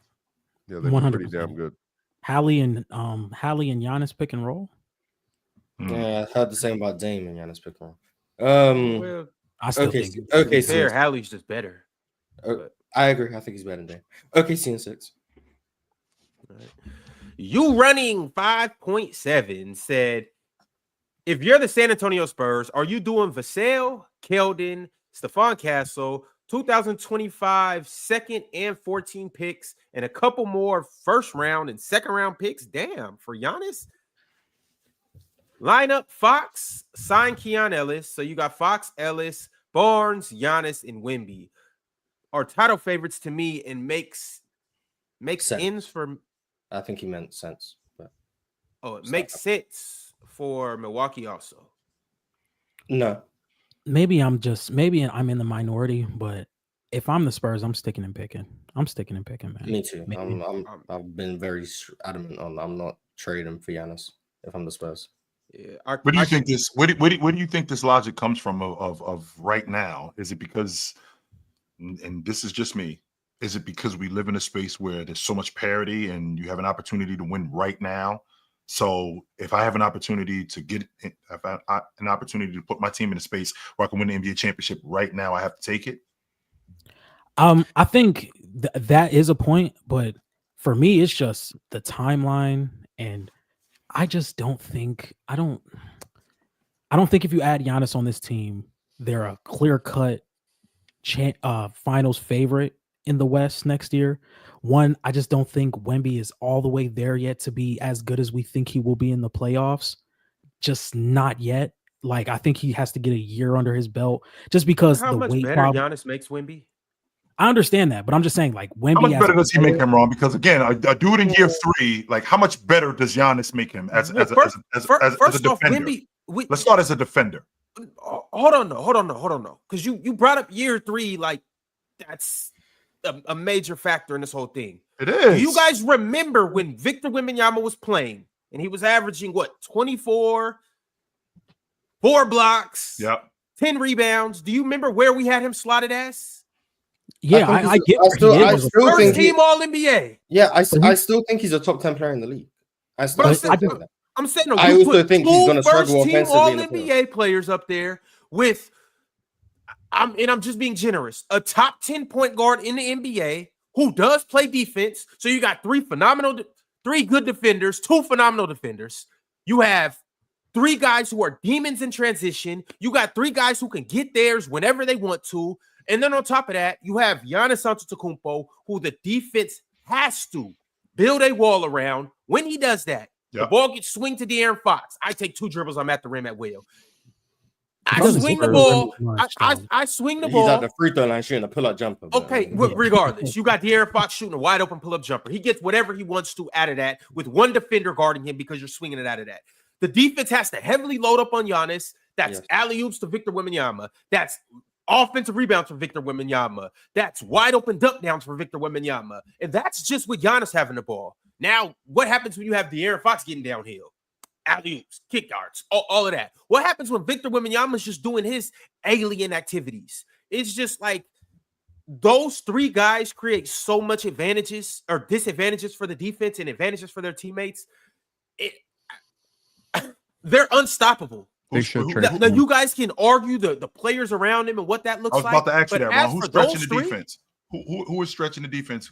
You know how I feel about De'Aaron Fox on the perimeter as a defender. I think he's one of the better perimeter defending lead guards in the game. I'm on record saying that. But I mean, with them 3 dudes, I think rebounding won't be a problem. I don't think rim protection will be a problem. I don't think that. I think that you're gonna have to cover up though, because I mean, Giannis on the perimeter, Wemby on the perimeter as a switchable big, he struggles, so that's going to be a problem. One of them got each other. I'm trading Fox. If Giannis goes to San Antonio, I'm trading Fox in a heartbeat, and I'm calling a lot of teams, and I'm trying to get movement shooters and off-ball wings to supplement some of the depth that I'm obviously going to have to give up to get. Does Trae Young have the best playmaking season ever in the history of the sport with Giannis and Wemby?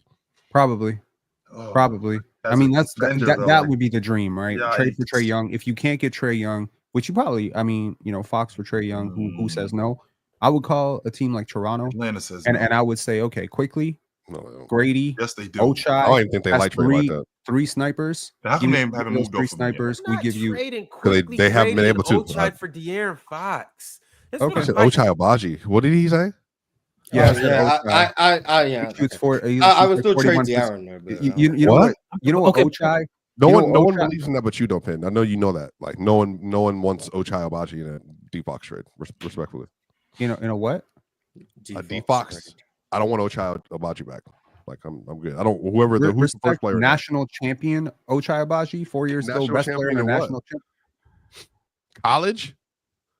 Yeah, he was the best player on the national champion. That counts for something. He shot 40% from 3 last year. In the NBA?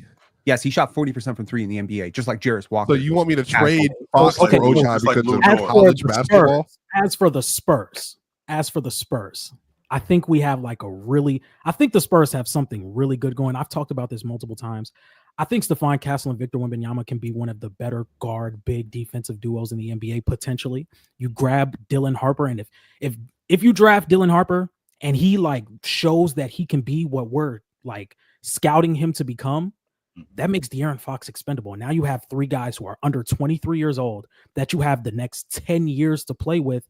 And you're also going to have the 14th pick, and you have Atlanta's picks coming up. This shit sound well help me, John, because why are we talking about De'Aaron Fox like he's just good? Thank you. He's 26 years old.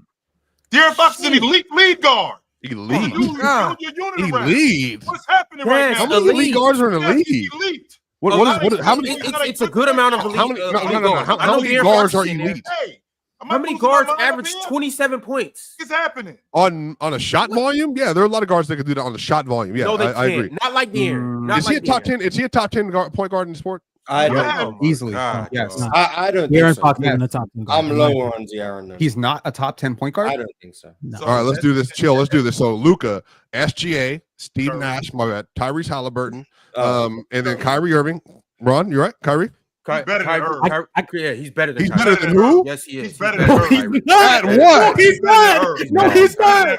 Hey, look. All y'all dudes is looking at it from a skill standpoint. He's better than Kyrie. He's better than Kyrie, all y'all bro. dudes is looking at it from a skill standpoint. He's better than Irv. Nope. No, he's Keep not. going. What? Keep going. He's Keep not. going. At what? He's better than Kyrie at what? Keep going. No, he's not. He's better. He's better at Kyrie at what? He's more athletic. He's better on defense. He's a better passer than Kyrie Irving. No, he's not. He gets downhill better than Kyrie Irving. He is not. He's not.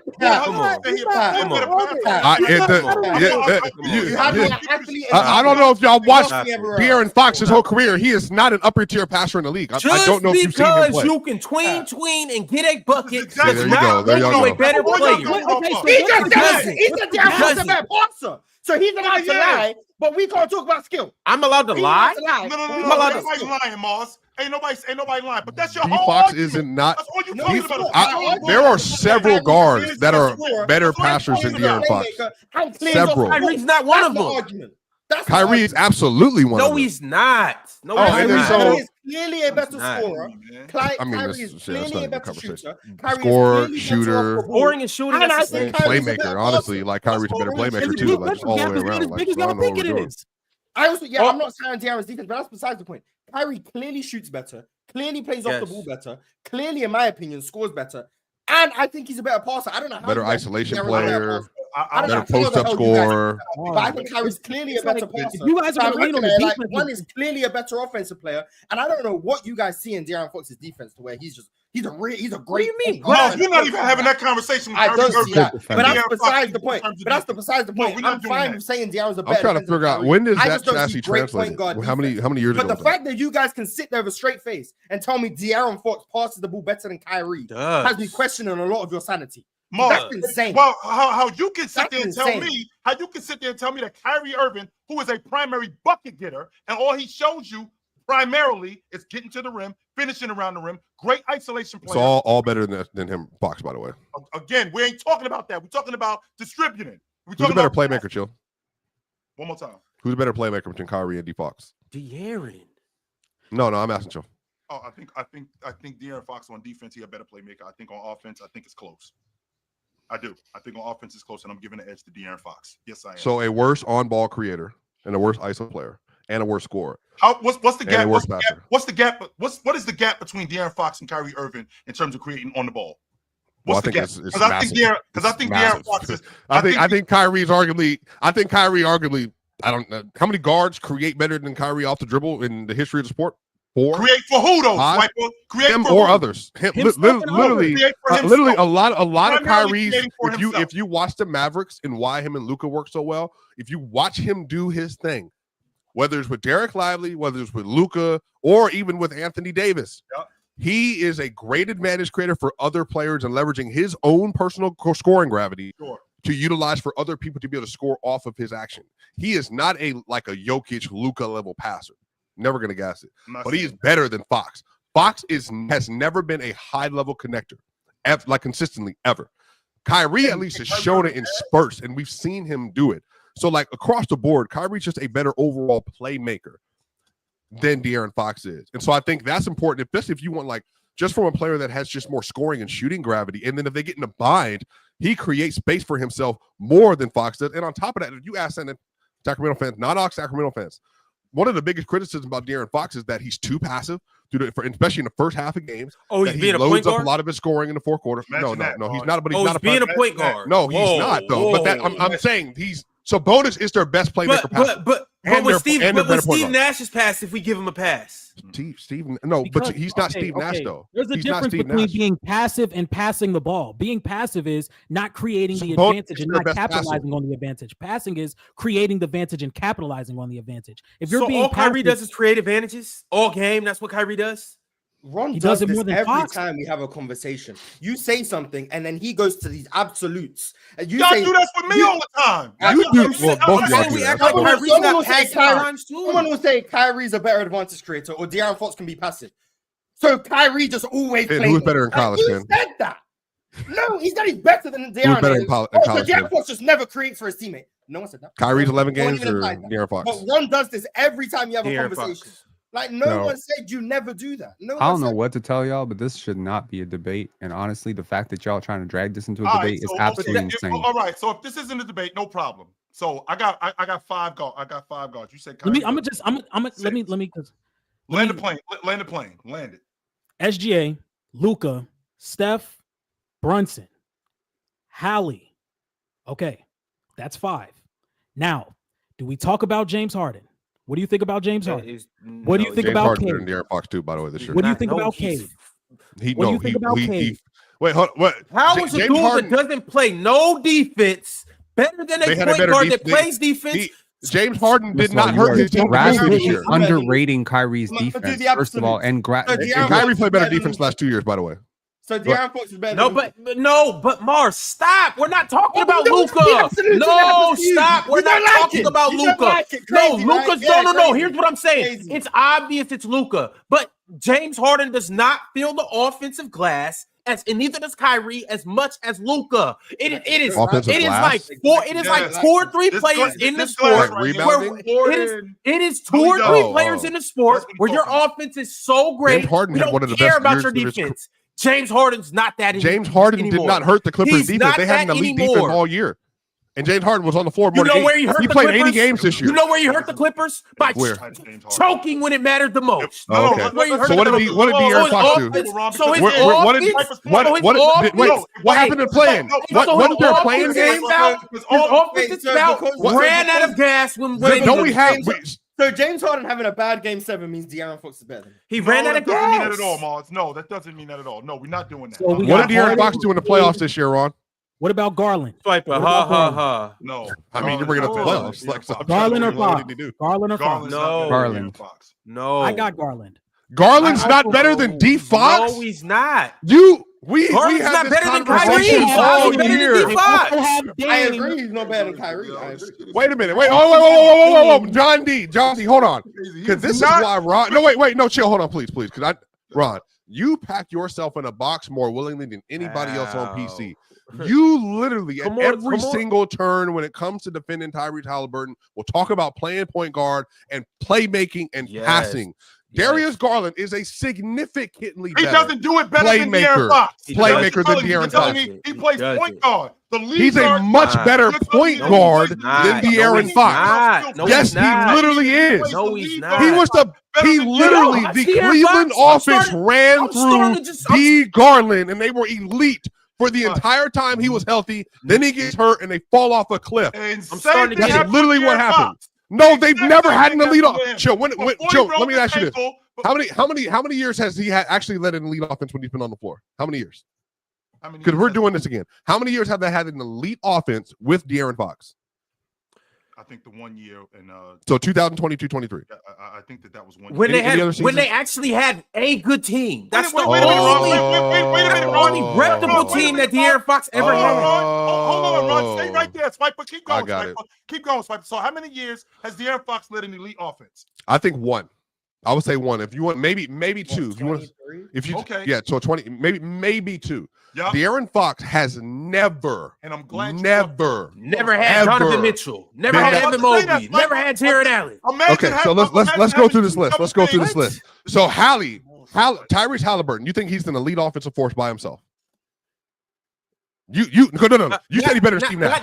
Not necessarily by you himself. said he's better than Steve Nash. Steve Nash led in the lead offense every single year in his prime. And who did he have on his team? Without Amari Stoudemire, they were still elite. And who did Without he have him, they were still elite. And who did he have on his team? Chill. Without Amari Stoudemire, they were still elite. Boris Diaw, Sean Marion. Did you just say Boris Diaw? Yes, Boris Diaw. Yes. The same Boris Diaw in a closeout game who scored 30 and 11 while Steve Nash scored 13 and 9. Yes, that Boris Diaw. Yes, that Boris Diaw. Now, y'all can sleep and act like Boris Diaw wasn't like that in 2007 if y'all want to, 30 and 11 but he player, was. No, Grant Williams had chill. Grant Williams had 27 points in a game 7 in 2022. And Boris Diaw he had more points than Giannis Antetokounmpo in game 7. Wait, shut up. The most improved player of the year that year. The most improved player of the year that year. Chill. Was Grant Williams a better scorer in game 7 than Giannis Antetokounmpo, but he scored 27 points? Was he a better scorer in that game? Does not mean you're a better scorer. No. Okay, so shut. Boris Diaw clears Grant Williams. That I don't know what you want me to tell you. Sean you Marion bring up one game sample sizes and a dumb point. I bring up one, and it's not a dumb point. Boris Diaw wasn't a great scorer, but he led the team in scoring that year. He led the playoff series in scoring. What are you talking about? Can we do that? Just like because John D, we at 9. I'm not giving you Darius Garland, just like you ain't giving just like you ain't taking Irv. Just to make the case for, I think Darius Garland is one of the best ball handlers in the league. I think he's a better shooter than DeAaron Fox. I think he's a better passer and playmaker than DeAaron Fox. I would take Darius Garland to lead my offense. He was a 21 on 50, 40, 90. What is DeAaron better? Then Darius Garland. He's a better player.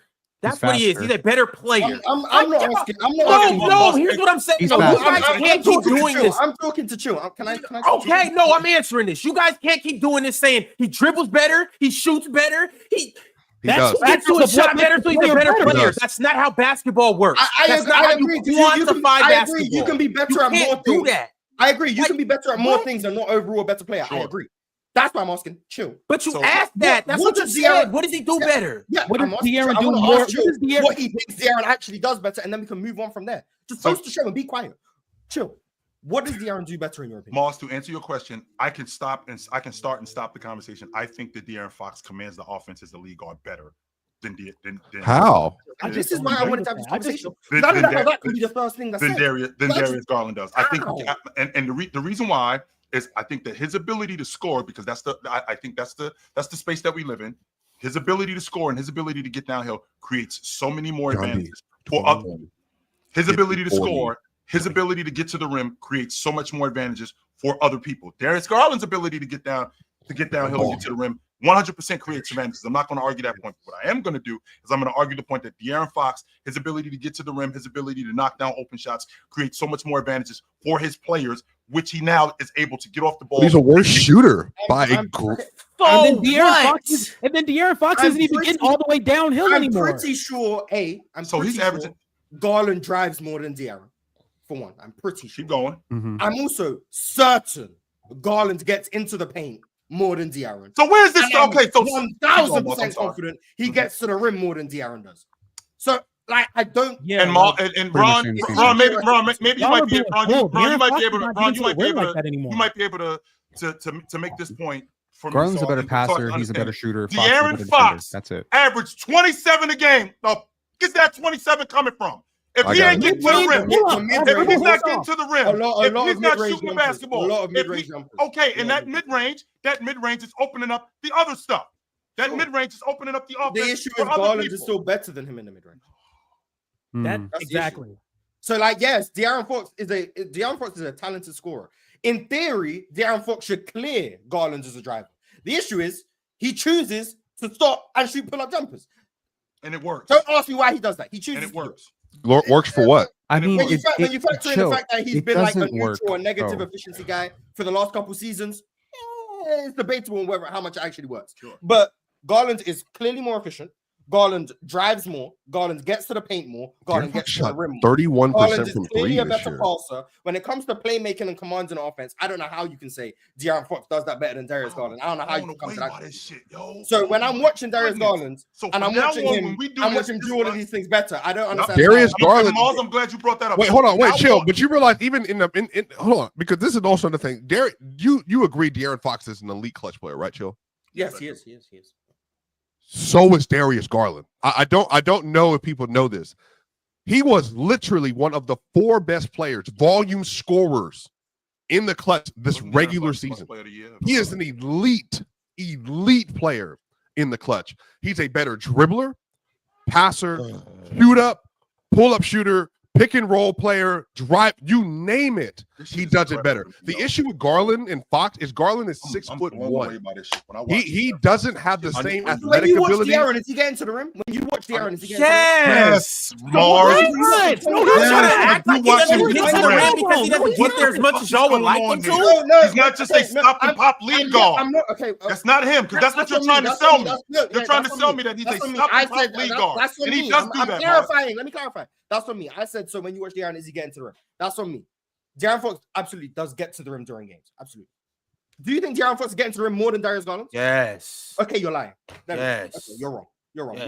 You're watching either incorrect. So even if the numbers say opposite, you're still saying that's just not true. I just watched Darius Garland in the playoffs. And don't say the second He's been round. hurt for the last month. He wasn't hurt in the first round. He was. No. Ron, you don't know. He got hurt in the regular season. In the regular, he's been nursing an injury. Stop it. He has been nursing an injury from April to the playoffs. You're wrong. Evan Mobley was hurt. Garland was hurt. And DeAndre Hunter was hurt. All three of them were hurt. Do you want the numbers? Which was well known. No, I don't want the numbers. I don't care about the numbers. If they don't support his narrative, he doesn't care about the numbers. Darius Garland. But if we do Hallie Nash, show me the numbers. But we do another conversation. Don't show me the numbers. Hear the numbers because I might be wrong. Maybe DeAaron. You're not wrong. I know. I watch the games, but I'm curious to hear the numbers. Okay, like in terms of the percentage of shots that they get between 0 and 3 feet on his career, Darius Garland is 18%. 18% of his offense comes 0 to 3 feet. And that floater range stuff, if we're counting paint touches, account for 20.1%, 20.6%. So you could say over a third of his baskets come in right in that range, right? But with De'Aaron Fox, if I'm looking at De'Aaron Fox, his shot quality is not only worse, his court processing is not only worse, his shooting is not only worse, he's a way worse outside shooter, all that stuff. Yeah, being a worse passer playmaker is that's part of your processing. Yeah. Chill, what's crazy to you? What are you hearing right now that's insane to you? All of this is crazy. I'm chill. Everything. Chill. What are you? I'm letting you know everything is crazy. Yeah, John D.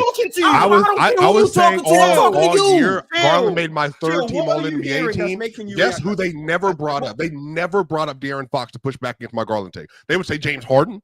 They brought up another guard to bring it up. But Chill, what are you hearing that is making you react like the court processing is what I'm So, having. like with San Antonio, it's comparable. The reason why I'm having a problem with the court processing logic is because Darius Garland with the double big lineup, not just with the double big lineup, with Donovan Mitchell on the floor, his job is much less difficult. He barely plays with Donovan Mitchell. They stagger the lineups. He's playing with Jarrett Allen. He still plays with him. I could barely see. You're doing the absolute. No. I never said he doesn't play with Donovan Mitchell. I said he barely plays with him. That's Okay, whether he barely plays or whether he plays the shit ton, he still plays with them, and he's still on his team to make his life My easier. point is, Garland is doing this in any assortment of lineup. That's my point. Now it's just him and Jarrett Allen. told that they stagger the lineup. All four of them, he does it. So we can't like the bailout of well, he has all of this help around. I brought these up in the regular season. I can't get with that when they stagger the lineups and Garland is still doing it. So Darius Garland, who starts in the backcourt with Donovan Mitchell, they don't play together that much because they stagger the lineups. Yes, they stagger the lineups. They keep these guys off the floor together. So why the? Yeah, so they go with you watch the Cavs. They go with Mitchell. I watch the Cavs all the time. I do. Agree. I watch the Cavs all the time. You messaged me about the Cavs. So they go with Mitchell and Mobley. Sure. Right. They go with Garland and Jarrett Allen. Right. And then they'll start games and close games with the big four all out there. But in the middle parts of the games, that's their two lineups because they want to keep two of their four best players on the court at all times. That's the lineup. Every lineup that features Garland has an elite offense. Every one of them. He was their best offensive player. Whether that's with Donovan Mitchell, whether that's without Donovan Mitchell, whether that's with Mobley as well, whether it's without Mobley, whether it's with Allen, whether it's without Allen, whether it's him next to Ty Jerome, whether it's him by himself, whether it's him out there with shooters, whether it's him out there with other play connectors. Sure. Every lineup that features Darius Garland is an elite offense. So when we talk about court processing, I think Darius Garland is clearly the better passer. Darius Garland in pick and roll is elite. Darius Garland is a pull-up shooter, clears De'Aaron Fox. The numbers also illustrate the fact that when you watch the games, you can see Darius Garland gets to the rim more than De'Aaron Fox does, despite the fact that I actually think De'Aaron Fox is more capable of getting to the rim more than Darius Garland is. He chooses not to. That decision-making. Ask De'Aaron Fox why he does that. But Darius Garland is getting into paint more, collapsing the defense more, shoots better out of pick and roll, plays better in isolation. And everything that you just said, Miles, that those points are 100% fair. But to your point, in that offense, it's an elite offense. You're telling me that offense is an elite offense, primarily due to Darius Garland. He's a huge reason why. 100%, Miles. I'm not gonna 100%, Miles, and I think that's a fair point. But I can flip that around and say, with Darius Garland on the floor, I'm playing with lesser guys, and we still are damn good with me on the floor, with De'Aaron Fox on the floor as a one-on-one guy, because I'm creating advantages for myself, which is now bringing in double teams, which I can now get guys like Keegan Murray open shots, which I can, and we play fast. I think they had the 6.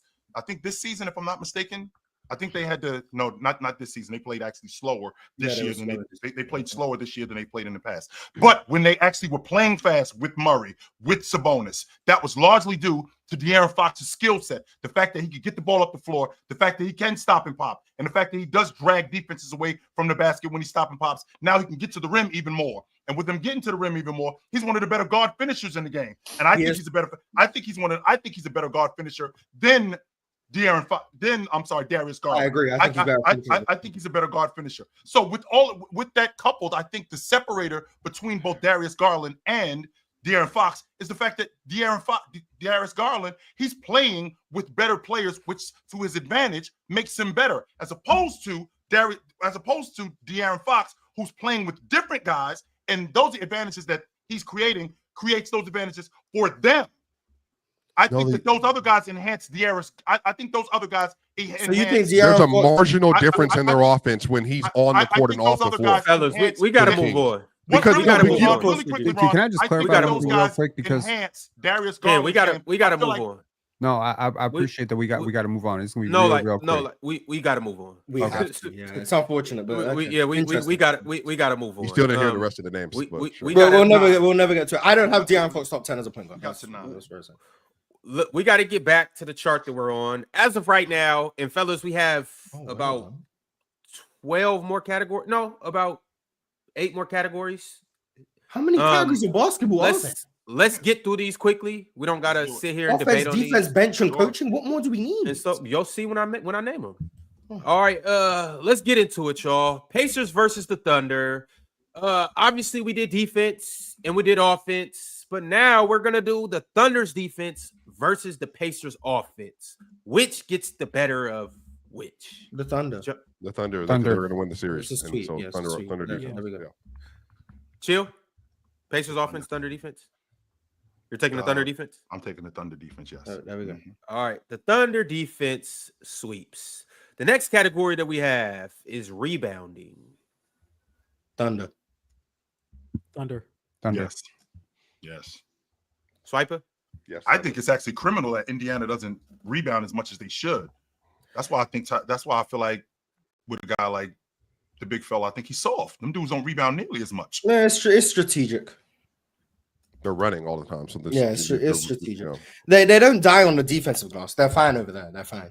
They're not great, but they're adequate, and they just don't crash the offensive glass because they choose to get back in transition. It's all strategy. I'm not going to call Miles Turner soft because he's deploying a defensive scheme. I mean, a game plan.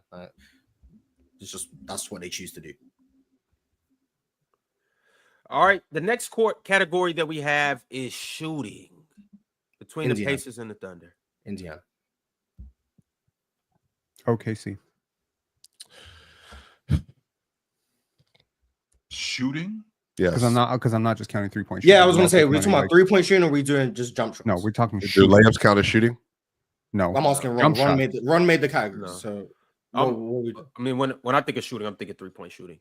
3-point shooting. Oh, okay. Well then, in that case, I'll take the better jump. I'll just take the better jump shooting team across the board, which is the Pacers. Shea in the mid range is a monster. Yeah, one player. Respect. J-Dub is good in the mid. J-Dub and he can stretch the defense too. Yeah, I'm going to take Indiana in this particular. Nembhard pull-ups from 30 feet. No, Nembhard be cooking. He do be taking them, chill. He literally will take them from like damn near half court. Miles Turner be shooting from the logo, but I got Indiana. They got a couple of those. Swiper. Indiana. John. Ron, why you look sad? Say it one more time. Who you got, John? Shooting? Oh, yeah. Pacers.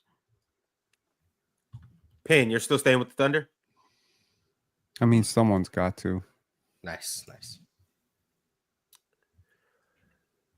All right. The next category is X factors in this series, and that's players that you guys think can potentially steal a game for a team just based on outperforming what they typically play like. Well, we just saw Nesmith drop 20 in the fourth quarter of a game. Yeah, we just saw Nesmith drop 20 in the fourth quarter. We've seen Obi Toppin go for 30 in a game. TJ McConnell. I feel like Indiana has more X factor players. You want to know the spookiest, weirdest stat? probably I've ever seen. Like I'm actually just shocked. Andrew Nembhard shot 48.3% from 3 last year in the playoffs. I just said that. Guess what he's shooting this year? I just said that. 48.3. Yeah, he said that about an hour ago. 48.3 again. Oh, my bad. Pen, where are you? You don't listen to me when I talk? I don't know. I have. To answer your question, Pen, I think 48.3 again. Is that correct? It's back-to-back years. Did you mention that back-to-back years? I didn't know. Yes, No, he I definitely did. did. He said that like verbatim.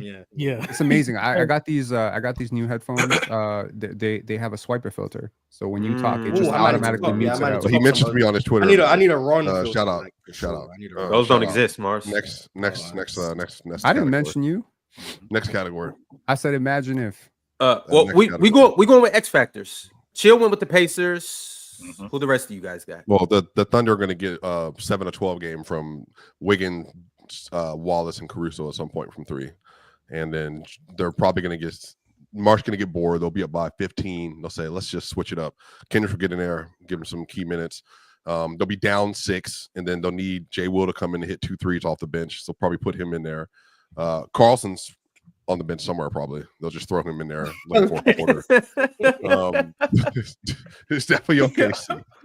It's definitely OKC. Yeah, for me, it's OKC. I mean, it might not be X factors offensively. I think the biggest X factor offensively is Benedict Mathurin. Like, he's the wild card. You don't know what you're going to get. But, like, the fact that you bring in guys and they just change the game defensively, like, that's going to win OKC some games. They go to their J-Dub with the bench unit with J-Dub, Caruso, Cason, etc. And then they force 4 straight turnovers, get 8 straight points, and all of a sudden you were up 4 and now you're up 12. That's X factors, and it might not be the typical sense of the word, but that's why I'm going to go with OKC. Pin, John? I'm going OKC. Yeah, I'm going OKC. OKC. Oklahoma City takes the X Factor category. Next up, we got a couple players versus. The first, we're going to start with the center battle. We got Chet versus Miles Turner. Turner. I actually got Chet. Hold on, one by one. So, Mars, you're going with Chet. Yes. Sorry, you said Turner? He did. Yeah, Sorry, let me just turn the swipe. Let me turn the swiper filter off. No, it's okay, Penn. You could just leave the show. I'm always gonna have great takes. I think some of this is Miles. I do think the shooting. Someone's gonna. The filter's going crazy. Did you say always gonna have terrible takes? To shoot and make shots for Indiana. I think Turner has the ability to like still make all of those jumpers. You're counting defense into this, right? I think Turner's also very good. He's also a good defender too. Like he's not a compared to Chet. Well, I'm not comparing just their defense. So I think Chet also is better. Overall wait, what's the question, Ron? Who's a better player? Or No. Who's going to be better in this series? I still think Chet's going to be better. Well, I mean, Aaron Gordon was better than Chet, and he's not a better player than Chet Holmgren in a vacuum. But it's just like I think matchups and shooting matter, and I think Miles Turner has the opportunity to outplay him in the series. But it doesn't matter, and they still lose in 5 games. He has the opportunity to average more points, and be a better shooter. And then impact has more impact on the game, hit more timely shots. So I think I'm giving it to Turner. On the game what if Chet guards Pascal and Pascal does just plays bad? Does that? First off, respect Pascal Siakam, sir. I'm respecting. No, you're not. Clearly not. You're joining the pin bandwagon of hating Pascal for. I've never hated Pascal. I've been showing Pascal love all year. Pascal's been incredible in the playoffs. I'm not gonna. Yes. No. You got on me for having him in my top 10 power forward list. Oh yeah, because you left out Jaren Jackson. You had Pascal. It was one of them. I couldn't remember which one you left off. It was I was showing Pascal love all year. You did do that. You did do that. I'm not still chill. Pascal, you want to show him love? I'm not saying Pascal. It's not Pascal. He's not free eat. I don't give a shit. But he's been beat by a power forward in the playoffs so far. And this power forward is better than the one that beat him last time. So I'm gonna say Pascal. I think Pascal can have he can win a couple of those possessions. I mean, Chet out. He will have a couple 25 points. You think Jaren Jackson's better than both of them? No, I don't. Regular season, sure. Playoffs, okay. You know why he wasn't that great in the playoffs? Who outplayed Siakam in the playoffs at the power forward spot? No one. Giannis. Okay, well, okay, that doesn't say no one. No, Giannis is a whole different tier of player. He's a don't say no one. No, so don't say nobody. So Giannis outplayed him. Did Giannis play power forward in the series? Yes, he did. Brooke Lopez was on the floor. Bobby Yes, Portis he was did. also They took him off the floor quite quick. Yeah, and then they went to go. Paulo outplayed him too, but 5 Paulo games. outplayed who? Pascal Siakam. He's saying in the Like playoffs. you talk about head to head? Oh, I that's thought what we talking I thought we were about. just Yeah, talking about that's this. what- Yeah, I was very confused right now. Okay. But so chill. If I say Evan Mobley, I'm the bad guy, so I'm just Evan Mobley definitely did not. Yeah, if I say Evan Mobley, I'm the bad guy, so I'm just leave it alone. But, You fight that, show? I do fight that. Evan Mobley got dog walk. Oh, you don't think he got dog walk in that series? Oh, I thought you said he outplayed him. Yeah, Pascal Siakam did. No. That's not what I said. How did Wait. Pascal play better than No. Hold on, Mark. I know. I didn't say outplayed him. I said that Pascal walked up to Evan Mobley. Like you smoked him. Now I ain't doing that. No, How did Pascal play better than Evan Mobley in the series? I'm curious. I know the Cavs lost. Sure. But how did Pascal play better than I just think Pascal took advantage of his opportunities more than Evan Mobley did. I think, especially as a scorer, I think he took more advantage of his. I think Evan Mobley averaged more points than Pascal did. But I don't know. But just because Mark just went over it, just because you averaging more points does not mean that. Just because you're averaging more points does not mean that you're doing it in an efficient way. Because you brought up efficiency to me a minute ago. I think Mobley was more efficient. I don't know. I could look up the numbers, but I'm looking it up now. Pascal was 17.8, 6.1, 3.8, and he shot 44. But then he couldn't make free throws, so that didn't count. Yeah, Mobley versus the Pacers. Mobley in that series was 18, was 10 and 2, shot 57.8, 42.9, and 82 from the free throw line. So it's free. I was right. The free throws made a difference. That's do effective field goal percentage, John. You looked that up. That's the field goal percentage. You said 58. It was still high. Effective field goal. I was right. See, I feel like Pascal's getting a bit more grace because of the fact that the Pacers won the series. I think Evan Mobley played really well. In fact, I think he didn't get enough offensive opportunities. I don't think that he played bad, Mars. He missed the game. You got outplayed by somebody does not mean that you didn't play well. Just because you got outplayed up. I asked how he outplayed him, and you said he took advantage of offensive opportunities, and then I hear that Evan Mobley averaged more points and was more efficient. So what opportunity did he take? He made more free throws. Yes. He shot better from the field. You just said that. Not really. It was the same. You said 54 to 58. No. It literally. No, I didn't. That's what you said. No, I didn't. 54. Okay. This number shit is bugging me out, man, because you dudes so confuse me with this number shit. Like you throw numbers at me, but then you tell me that this dude is a better basketball player because he's more skilled and he's just better at basketball. Evan Mobley's better than Pascal as a player. But you think Evan Mobley's better than Pascal as a player. So like, I don't know what that point is. That doesn't mean that. But when you tell me someone get outplayed, when you tell me, I don't think he cleared him. Let's be clear about that. But your reasoning was he took advantage of his offensive opportunity. I feel like he took advantage. And I told you, I didn't even know the numbers. Swiper looked up the numbers. But I'm just curious. So if Evan Mobley averaged more points or barely averaged more points, just as many points, was more efficient, what opportunities did Pascal take advantage of? Again, because of free throws, Mozzie got to the stripe. Not Evan Mobley, I'm sorry. Pascal Siakam is a poor free throw shooter. At 67%, that's not good at all. Right, especially in the playoffs, especially when you're one of the primary offensive players. That's not good at all. So he didn't take advantage of his opportunities. He was missing free throws.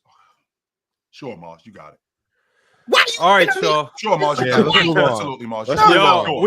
We got it, Mars. Let's move on. Let's move on. You got it, Mars. Sure, Mars. Mars got cooked. Let's move on. Let's move on. We got Chet versus Miles Turner. Whatever, man. I would like to take back my take about the shooting. I'll give it to Indiana. Looking at no. You don't get to take back anything. You don't get to tell me what to do. You don't get to take back anything. Fellas, we have Chet versus Miles Turner, y'all. We gotta finish this chart. I got super chats. We're gonna be here until game time tonight. What am I doing? Trying to debate DeAaron Fox and Darius Garland. But he still outplayed people. Evan Mobley and Pascal. Evan Mobley was more efficient from the field too. Mars next category. And average more points. Chet versus Miles Turner. Mars got cooked. Pins wrong again. Let's just move on to the next one. Chet versus Miles Turner. Average more points, be more efficient. I'm better from the free throw line. John D's a bystander per usual. That doesn't make sense. I've been chilling. I just come to talk basketball. If you're watching the video, please turn your notification bells. Like the video because this is a hell of a video to like. Subscribe because why would you not want to subscribe to this? Oh yeah, and one more thing. Make sure that you pull up tonight at 5:30 Eastern time, 8:30 Eastern time, 5:30 Pacific time to the NBA Finals Game 1. We will be on Playback watching it. It's going to be us and maybe a special guest, and we're going to have a good ass time. But in the meantime, fellas, Chet Holmgren, Miles Turner. Swiper chose Miles Turner. I think everyone Mars chose Chet. Penn, who are you taking in this Chet. series? John D, who are you taking? Chet Holmgren. Chilltown, who are you taking? Chet. Chet Holmgren takes the cake. Next, we're moving to the next matchup. Now, Miles Turner couldn't get, or Pascal Siakam, my bad. Pascal Siakam couldn't get the best of Evan Mobley, but will he get the best of J-Dub? Who y'all got? Pascal or J-Dub? J-Dub. I mean, I don't know. I have no idea. I'm going to go J-Dub. That's how you should answer every question. You talking to me or you talking to John? I'm talking to you. I don't know. I have no idea. That's a perfect answer. Just keep that energy. So when I ask you why, never mind, because I've already cooked you enough today. My fault. I don't know because I don't know if the J-Dub's going to show up. J-Dubs doesn't need to be better than Pascal for them to win the series either. So, you know, but shouts. Who do you think will be better in the series? I'm gonna ride with Pascal. I'm riding with Pascal. All right, we got one for Pascal. Tell him I say hello, John D. Chill. My wife picked out all the green Jolly Ranchers. Your wife? Yes. How old are you? 23. Damn. Shout Yeah, out to my dog. you gotta catch up, Swiper. Yeah, you got. That's I didn't know. I had no idea. That's amazing, bro. I did not know that, bro. He talks about her. He's talked about her several times. I have not been All a the part time. of it. You know, she finna go to Duke for grad school, man. Does she know who I am? Tell her I said, "Oh, shout out Duke. That's the Baylor of the East." Shout out, man. I'm finna get them student discounts on them tickets, boy. I'm telling you. That's a fact. It's so funny. It's so funny. The swiper finds out you have a wife, and the first question is she a swiper fan? My God, man. That's not actually my first question. Was how old was he? Actually, that was the first. Oh, your third question was, does she know who I am? So there's between the first and the third question. J-Dub or Pascal? Who do you have? I'm going to take Siakam because I think he's going to have more opportunities to not only score, but more opportunities to make plays on both the offensive and defensive end. But on the offensive end, a little bit more because they're going to run more. So I think that I'm going to take Pascal Siakam in this series. Chilltown staying consistent. Not only is he taking Pascal, but he's taking him because he's going to take advantage of his opportunities again. Mars, who do you got? J-Dub. I think the floor with his defense is higher on a game-to-game basis, possession-to-possession basis. I think OKC run just as much as Indiana, and I think J-Dub is also really good in transition. Not Pascal in transition, but really good. And I think it's easier for J-Dub to succeed against Indiana's half-court offense than it is for Pascal to succeed against OKC's half-court offense. So I would expect J-Dub to play better in this series. Hey, man, shout out John D. Now it all makes sense now, man. That's why my boy is calm, cool, and collected, man. Moria up here need to get married, so y'all can relax too. Shout out to my dog, man. I am married. I just happen to have a mistress in the finals. You feel me? But y'all, we're talking about Ox crash out all the time, and he's married. That's not marriage is not like some cure all. Marrying the right woman is, however, a cure all. Or man, you, John D. Or man, love is love. Cool. What I will say is, like, from 10 to 16 feet, the Pacers are destroying teams more than I really realized just watching these games. You know, Ben Mathurin shooting 75%. Let's go, Benny. Benny the bucket, right? On low volume, in fairness. Aaron Nesmith destroying 56%. Miles Turner, 58%. Pascal Siakam, 51.1% on pretty decent volume. So I'm just like, look at that long mid-range, you know. Well, middle mid-range, 10 to 16. They're going to mysteriously forget how to hit all of these shots. It's going to happen. Yeah, no, I'm telling you, they're going to go on a heater. It's going to be a 1.5 games of heater. And they've been on a heater all playoffs. Yeah, but the heat is going to. They've been on a heater since January. I mean, to be fair. Fair enough. I mean, but they've taken it up to another level, right? Like, you know, to your previous point about, you know, the 50 or 48%. Dude was shooting like 30% in the regular season, was he not? Who? Andrew Nemhard? Yes, shooting like 29-30% from three, and then he suddenly turns it to 48. That's not cooking since January. That's playoff rising. That's what that is. That is insane playoff rising. By the way, I have a crazy stat about playoff rising. John D, Mars, Chill, Penn, Ron, wherever you went. Did you know that back-to-back seasons, John D, that Nemhard's 3-point percentage went from 48.3% last year It's a great stat. About that. That's great. I knew that was coming. I got to turn my swiper filter back on. Pop. No, that was a good set. That was a good set. I was swiping. That was a good one. All right, next category, Ron. Super chat, Mars. In the meantime, I can't put them on screen. I don't have the controls. Okay, no one has the controls. All right, let's see if I can. All right, so let's get back to DeAaron Fox versus Darius Garland. Since we got rudely cut off. Since we got time. Yeah, since we got cut off. Do you want to finish the 10 guards? Let's finish the 10 point guards. We were at 9. We were at 9. We can't read super chats. We can't do this. Carry on, category. John D. Carry on, John D. So we was at 9 point. Just to refresh, SGA, Luka, Curry, Brunson, Hallie. That's 5. That's 5. Undisputed in my opinion. Undisputed. Facts. Cade, DG, Harden, Trey. I agree with all of those names. Now, if you want to talk, I think there's some people I'm forgetting off the top. Oh, Dame. I forgot Dame. John Morant. Right there. John Morant. You could put John Morant in that category. Tyrese Maxey. I'm saying like all these guys, and these next guys I'm gonna bring up are debatable. LaMelo. I think De'Aaron can be better than some of these guys. I won't fight you on that. You're gonna think about LaMelo, but Tyrese Maxey is too far. Okay. Tyrese Maxey, LaMelo. I still feel like there's somebody. Is Cade Cunningham better than D Fox? Cade's better than De'Aaron. Cade's better. Ron, is Cade Cunningham better than Fox? I'm gonna give it to Cade. Okay, so that's 9 players that you objectively think are better than 9 was like that. I think. Yes. Ron probably agreed with like 7 because he was against Garland and Kyrie. So Ron agreed with like 7. Who's the 7? Luka, Shea, Steph, Brunson, Ali, Luka, Cade, Steph, Brunson, Cade, and who was the other one? Trey. Yeah, Cade and Trey. I'll give you them 7. Yeah, you agree with 7. Then you add Kyrie to that, and you add who was the other? Kyrie and Garland. So that would be the 9 that we had. You and then Dame. And then Dame Lillard's better. What about Dame was all the stuff you said. Dame was like incredibly efficient. Right, Dame is better than De'Aaron Fox. Last year? Yes. No. Yeah. Scotty Barnes across the board. Wait. Across the board, better scorer, playmaker, and massively more efficient. Without Giannis, mind you. No. Let me make sure I break it down. With Giannis, efficient, better scorer, better playmaker. Without Giannis, even more efficient on higher volume 22-23 days. I don't know if you guys remember. Dame is not better than De'Aaron Fox. We're talking about last year's Dame. Now, if you go Portland Trailblazers Dame and all of that, okay, we can have a discussion. I just said last year. I don't think Dame was all that great last year. What was De'Aaron? He fit next to Giannis, and yeah, I just said he was even better without Giannis. How many categories got left? Before De'Aaron got to the Spurs, De'Aaron was getting busy. No, but did you hear what I said, So Ron? what was Dame was just what was he?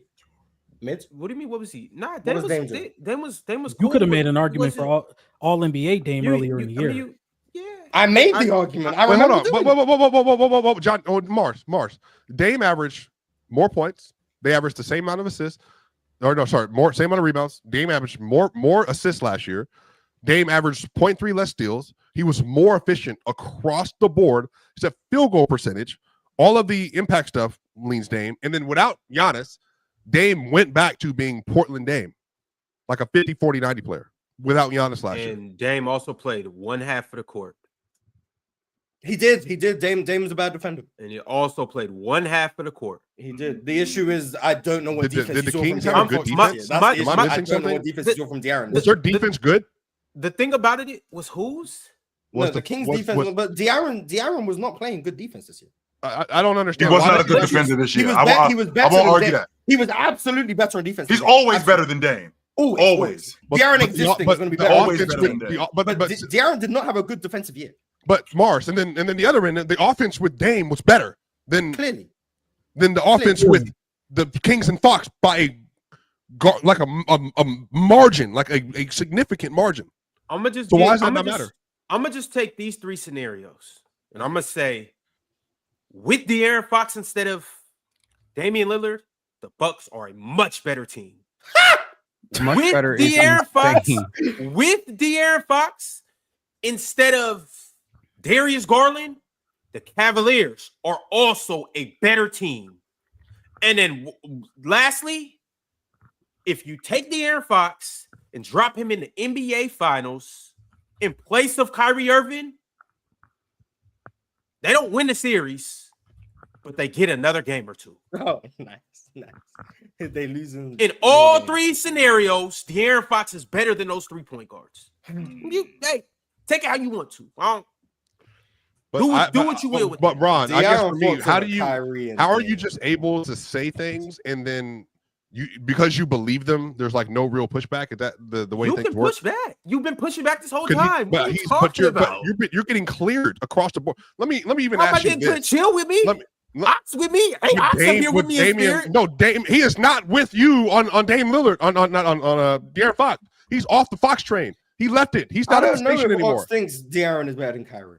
I will call. Y'all want me to call Ox? Oh, Ox is in the chat. He 100%. No, I want to call Ox. I'm gonna just ask him all three. Garland is cool. I can understand the Garland pushback. Garland's not the house. Wait a minute. Ox always stands up for. But I think Garland not anymore. Since all that stuff happened. Hold on, because Ron, do you think that DeAaron Fox had a better year than Jamal Murray this year? I'm asking. All the number. I'm asking. The reason I'm asking is all the list. All the numbers. What about the list? You know, you could have just started reading them. All the numbers that you read out. But no, Mars. What I don't like about that whole thing is he gets to say whatever he wants, and I'm looking at the same numbers I just read off for Dame and stuff, and they all lean Jamal. So like, why is that? It just again more like. It doesn't matter. Like whatever you believe. Because how you guys like to tell me, not everything is with the numbers. You know, like when I push back on the fact that Steve Nash only averaged 15 and 11, how could he possibly win the MVP over dudes averaging 22 and 13 and over Allen Iverson and 13? Kevin Garnett. And over dudes averaging 35 points per game. Over dudes averaging 30 and 7. Kobe Bryant averaged 27 that year. But over dudes averaging 30 and almost 9. Allen Iverson. But De'Aaron Fox over a dude on his team averaging 26 and 8. No, 26 and 9. Amari Stoudemire. How could Steve Nash possibly get this? You guys say you have to look deeper than numbers. Yeah, but the issue is I spoke about DeAaron Fox. I don't think I said a number about DeAaron Fox. I don't know what DeAaron show. That's all. I'm talking Swiper. Swiper is a numbers guy. No. I'm a context they're person. numbers guys. Those two. No. It's not You're not going to classify me. I think the context of the numbers matters. Ron is a disgusting human being because whenever he says something that no one believes, he gets to say, "Well, that's just what." Hush, Swiper. Hush. Yo, hypothetically, drop them somewhere else. Oh, you go Ox. Yo, Big Ox. Ron, you need me to ship you some of these headphones? The Swiper. Go Ox Nas. Oh. Bye. Damn. See what I mean, bro? He doesn't want to deal with you. He heard Swiper talking. All right, next super chat. It doesn't matter what Ron says, no matter what he says. I'd rather do super chat because we have 25 super chats and 16 minutes left. I think we go through the main categories that are important, and then Shay and Hallie. Shay, there we go. Yeah, we 25. No, don't just do that, Morris. Who's taking Hallie? Can we speed round it? 3 words or less. Just go through the list. I feel bad. I feel bad that we promised a list and then we go halfway through it and then. I mean, the list shouldn't have been 15 things. The list should have been. I think the chat would rather. It's really only 2 more categories. Just go through them real quick. I think the chat would rather have their money actually get read, but we could do both. 3-word limit. Can we not do it? Chill leaves it at like basic 11:05. Swiper leaves right at 11. So I think the chat would rather have everyone here for the super chats, and then maybe we get to the last parts of the list after. I don't know though. I'm not the host, but I'm not. I think people would rather get their money well spent. But once again, I don't know. I just is what it is. You know what I'm saying? I think that would probably make more sense. Last category that we have, or 2 more categories. We got Shea versus Tyrese Halliburton. Who are we taking in this series? Everyone's taking Shea. Everyone but Ron. Everyone but Ron, because it doesn't matter what he says. 3-word limit, Swiper. Yeah, I mean that's a degree. SGA. Okay. Next category. Ron. Everybody. Next category. Yes, Ron. All right, no doubt. Who's ultimately just gonna win the series? OKC. All right, see, that was easy. There we go. You know, when you put a three minute word, three word limit, shit moves real fast, doesn't it? Super chat. Let's be fair, they were like the 2 easiest categories. So there's also that. Better defense. Okay. Ron Krishan, PC host. Gracious.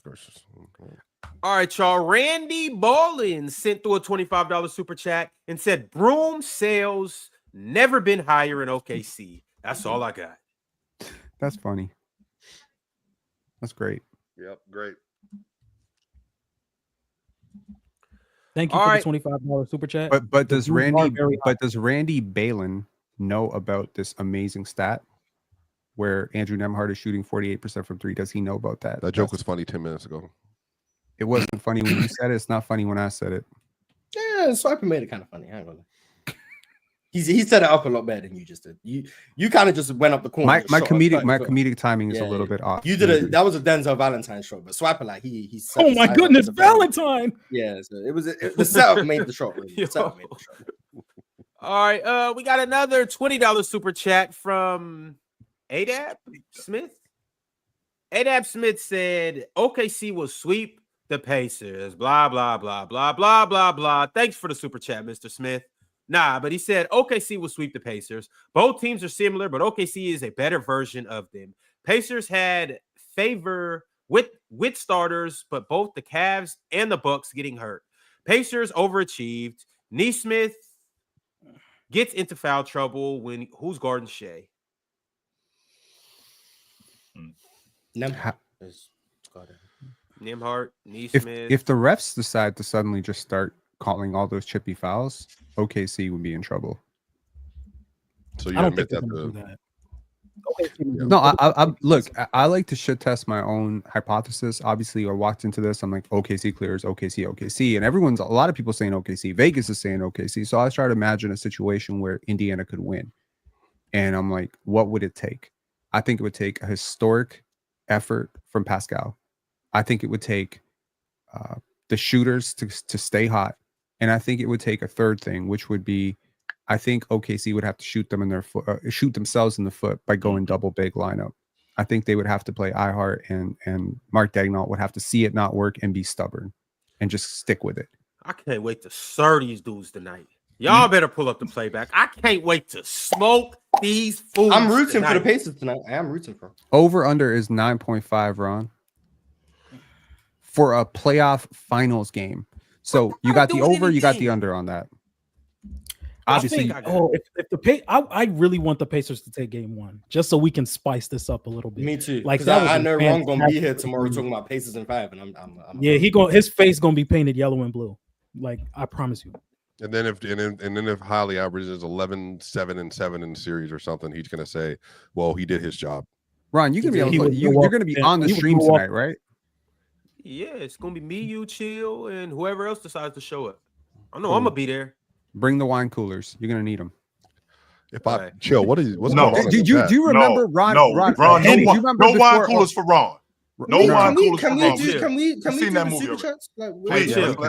They already in the refrigerator, buddy. No more wine coolers for Ron. Actually, no, I'm gonna start off with He's the wine gonna coolers. need them. Chill. If we go up, every game that we're up in the series, it's Ron Julio.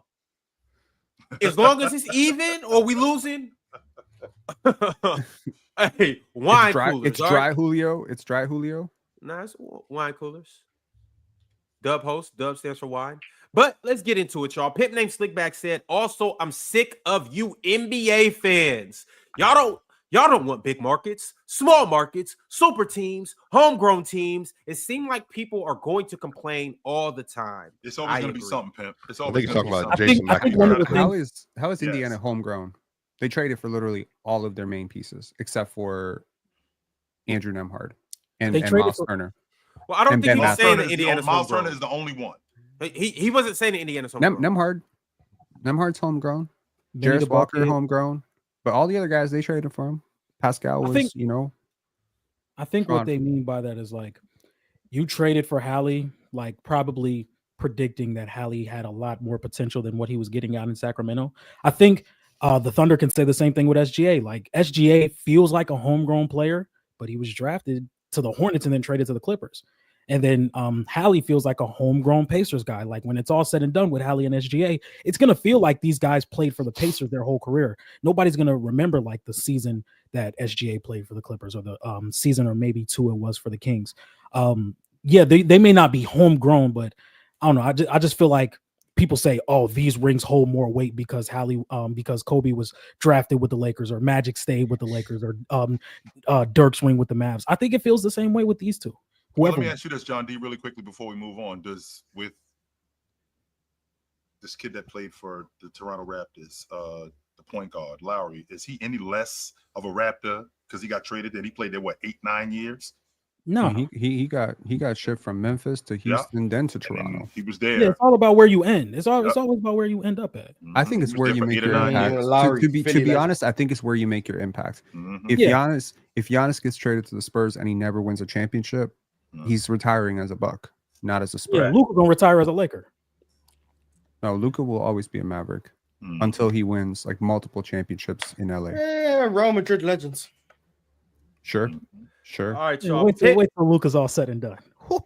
Pimp named Slickback said Team Jamaica got Scotty Barnes, the Thompson twins, Devin Vassell, Beef Stew, Norman Powell. Rumors that Jamal Murray and RJ Barrett coming soon. They're not. And Pimp, if I'm not mistaken, didn't Team Canada have SGA and Jamal Murray and Dylan Brooks and all of them dudes? They had zombie Jamal Murray. Very different. Yeah, but than the current is, Jamal Murray. The Jamaican team has Amen Thompson.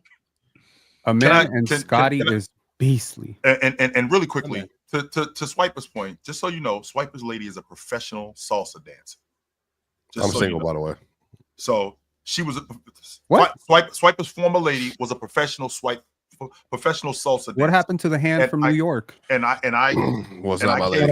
came to see her dance. Amputation. That's what that was. So make sure you get your story straight when you talk to me, loser. Make sure you do that. Shout out to Team Jamaica. They seem to be up right now, so we'll see how that works. Your Highness Charles said, why is Swiper using Gen 1 Pokemon in 2025? We done with the 90s. At least use some Gen 3.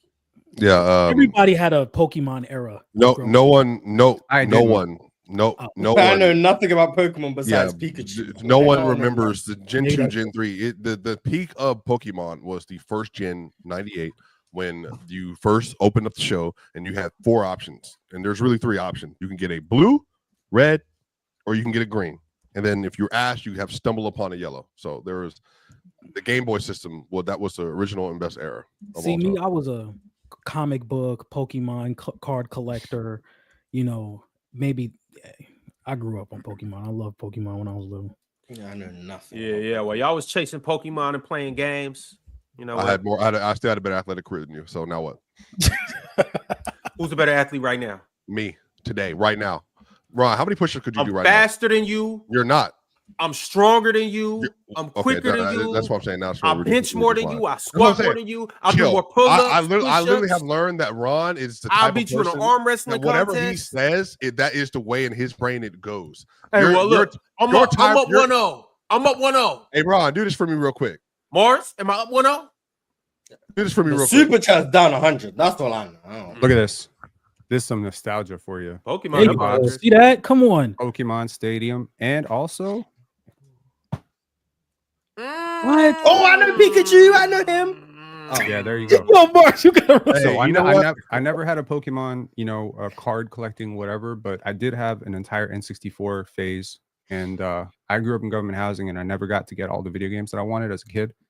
So something I did last year was I got them all. I got all those boxed things. I'm like, I'm good now. I could do that. So Dreamcast and N64 shit. Got them all. Penn, I feel you. It was a couple things I couldn't get in high school, but chill. Now that I got a little bit of motion, I think it might be time to I gotta take advantage of that. block, Hey, it's a couple things I didn't get to test drive swipe it, but I got the chickadee change to do it now. So it's time to pull up to the lot. But shout out to Darlin Sille. Darlin Sille became a YouTube member. I hope I'm saying your name right. Salute to Darlin. Appreciate you for coming through. He's been Jamal talking in the chat the entire Yes, show. man. Like, he's been complaining the entire show. Nah, fuck him. complaining about what? Salute to him. Nah. I'm listening to idiots. These guys are all Yeah, I casuals, don't but know stayed what for they- the you became a entire member to the show. side. Yeah, He nah, stayed for ain't the no salute. entire show. Shout out Ain't my no salute. dog, Darlin. Hell no. Hey, Darlin, if you think we idiots, you know, the thing about it is you can become a Hall of Famer like Arch. And after you become a Hall of Famer, you can come up here every single Friday and tell us how much idiots we are to our face. Arch would never do that. But Arch does know the best PC members, and so he sends $100 super chats to people he appreciates. And notice there's one person. Oh out yeah, there he that- has a right to yap for sure. He's just I have a right to not salute him. Fuck him. Jamal said, Cason is nice, but imagine taking him over Nembhard in 2025. That take hit the side of the backboard. Damn. Yeah, I agree. I love Cason Wallace. Like, Me too. I don't have him over Nembhard because I really like Nembhard too, but I gotta If love you- for Cason If you're Wallace. starting a team, you prefer Nembhard? Yes. If I'm starting to take, I start with Nembhard or Cason. I'm getting the number one pick. Like, what difference does it make? I've never understood that logic. Why would anyone? So I mean, they just didn't have the same. Absolutely. He was they didn't have the 12 same. pick, and He's I young. was very high on Cason pre-draft. I was very high. He's 3 years younger, and I You think saw your right team now with That ain't got he's nothing to do with right comparable. now, though. So like, Yeah, yeah, but that's he's why you were comparable. wrong. He's That's why you were wrong. comparable. You're I'm talking not about right wrong. now. Yeah, I'm you not are. wrong. You were wrong. You were wrong You're about what early. you said about You're this early, year. right? If Cason Wallace I'm three, early. if Cason Wallace 3 No, years you from now can is say he could better be a than better Andrew player long Nembhard, term, but that that's not doesn't what mean you we're was talking right today. Like, I hope you know that. If Cason Wallace becomes better than Nembhard, that doesn't mean you get to say 3 years ago when I told you I was right. No, today No. you are wrong. Okay, If first he of becomes all, better, that's a whole Mars, different situation. once again, context matters. Players shift context. You change narratives. Steve Nash in Dallas was capable of doing what he was doing in Phoenix. Change the context, If I change the said personnel. 0-1 Steve Nash is the best point guard in the league, Oh the my fact God. that he becomes the best point guard in We're the not league 5 talking years 01. later We talking doesn't mean 03. I'm correct. 03, Steve Nash was a very damn good player. He was. But Okay, if I say 04, 03 05 Steve Nash, was unlocked. if I say 03 Steve Nash is the best point guard in the league, just because he becomes that 3 years later, in my opinion, or Ron can think what he wants, in my opinion, does not mean that I was right when I said it in 03.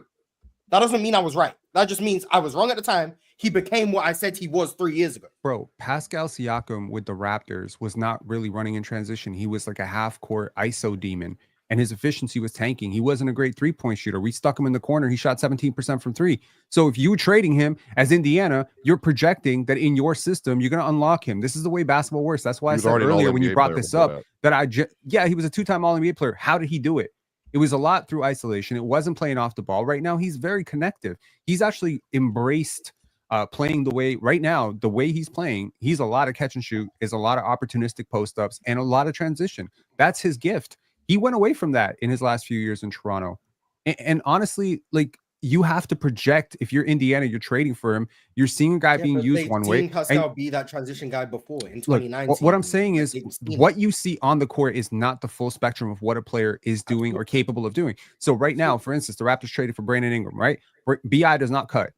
BI is not a good cutter. He's not a good roller. He's not a good off-ball mover. He's very stagnant. The Raptors are banking that he's going to do a lot of that stuff with Toronto, that he's going to up his volume as a three-point shooter. So you can say right now, BI is not a high-volume three-point shooter. I could tell you with Lonzo, he was higher volume. Hard right now. That's the conversation. But we've seen Brandon Ingram be a higher volume. Was it 2022 maybe that he shot like 6 threes a game? Yeah, it was one of those years. The year he became an all-star. It happen with Pascal when he was a second option in Toronto next to Kawhi. We saw him play more in transition. That's why. But for 4 years we didn't. So yeah, my point is with Pascal, there's something to point to and be like, okay, we've seen him do this before. Maybe he can't do it anymore.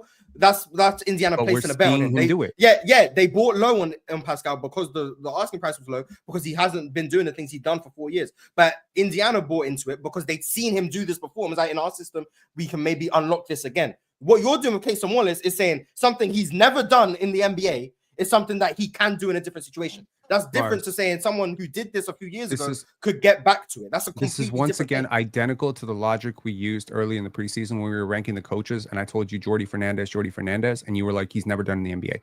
So I refuse to rank him. It's the same thing. So all I'm saying is, at any given time, there are players in this league who can do way more, but because they are playing off of better players, and I'm not saying that Cason Wallace can be a better secondary creator or a tertiary creator than the players that are currently playing ahead of him. My point is that if you put him as an isolated basketball talent, I believe he can do a lot more than he has shown. And I believe at some point, if they have to move off of him because he's going to get awfully expensive, I think you're going to see that.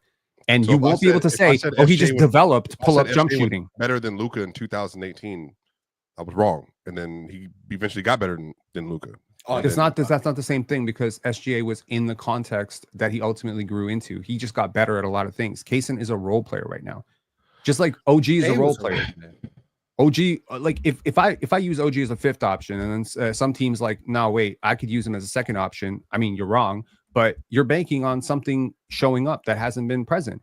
If I use you more as a playmaker out of the post, and you've always been a play finisher, I'm changing your role.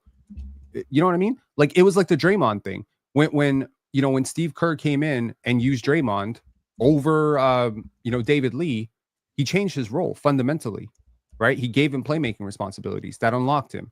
So you would not be right if you said Draymond is not a good playmaker because he's not playmaking, because we've never seen in the NBA. That's not fair. I've seen Cason play AAU. I've seen Cason play high school. I've seen Cason play college. I know he has more in his game. Hey, Jalen Green, man, I seen you in high school. I don't know what to tell you. Hey. It's a different story, man. 30 points per game. I seen it.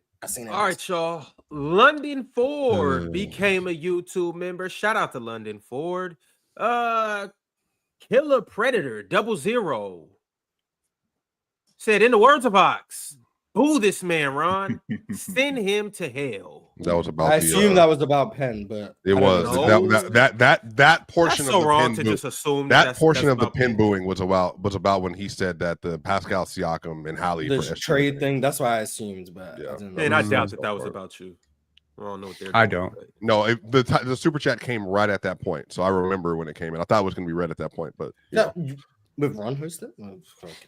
Alas. Here we are. Well, the super chat that's getting read at this point is from Steven, and it's a members chat. And Steven said, I will not tolerate no Kyrie disrespect. Kyrie over Fox. I can't believe you guys think DeAaron's better than Kyrie. Did you put a poll out on Twitter yet? Yes.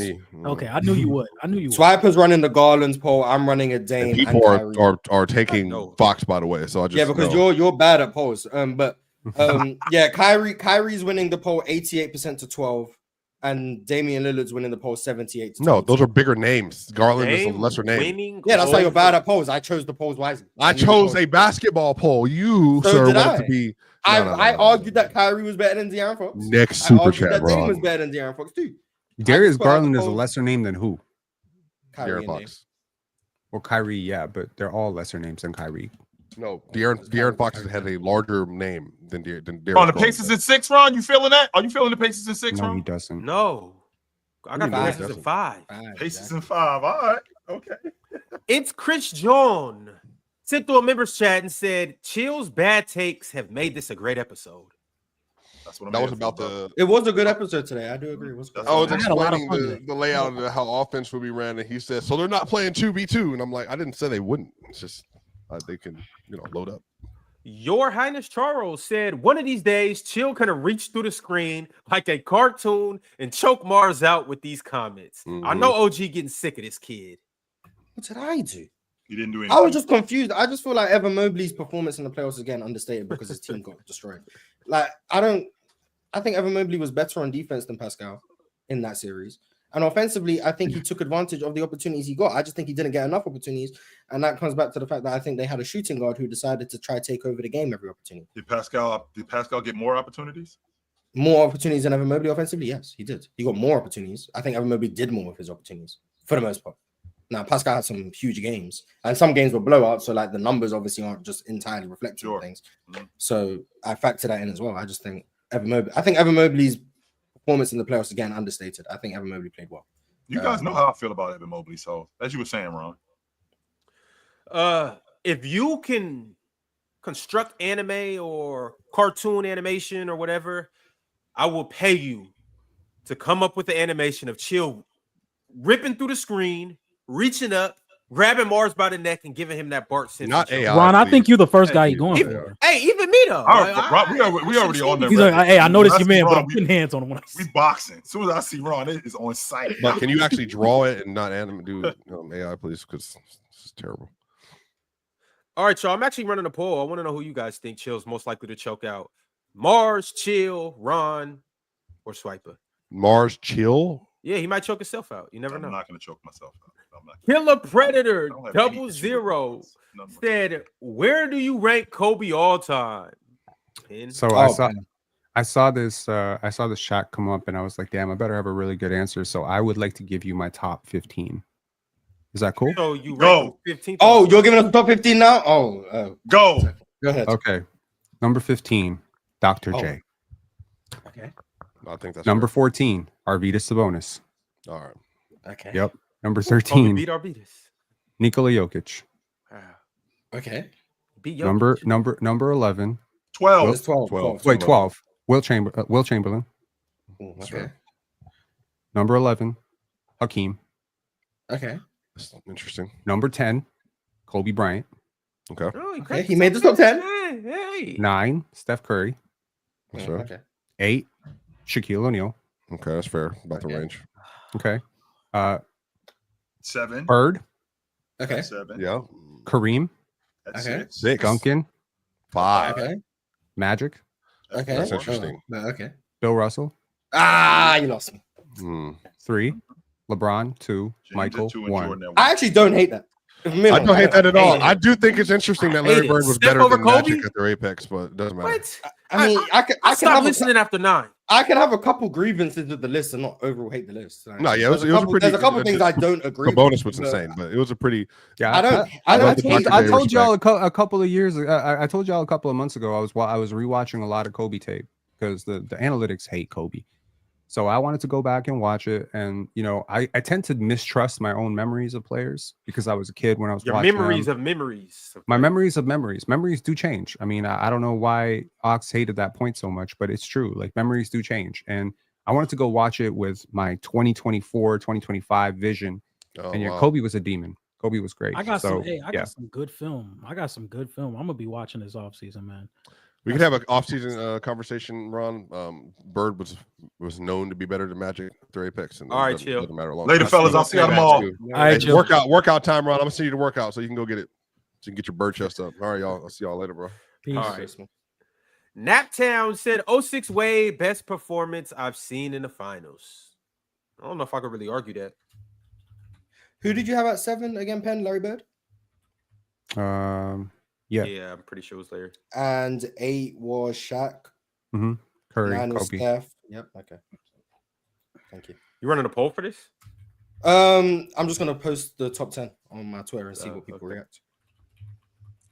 Chris E said at Naptown, true, I miss LeBron in Miami as the villain. The rivalry and hatred matchup between Boston, KG, and Pierce was classic TV. I don't know the context of this, but shout out to Chris he sent a super chat to talk to Naptown. Shout out to Naptown. Salute. Maybe he was responding to a Naptown super chat that we haven't seen. I just read Naptown super chat. Yeah, and it just said Pacers and 6. Shout out to Naptown. Kareem 2001 says shout out to John D.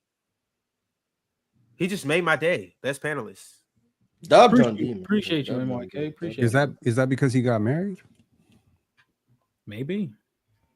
That's very interesting. I've never seen. You said you watch comics, or you read comics on it? Maybe. I mean, I got one on my. I'm taking all of them down right now, but I got one on my wall right over there. Yeah. Shout out to Kareem, right, Mars? Shout out to John D, and shout out to everybody in the chat who has a favorite panelist and host.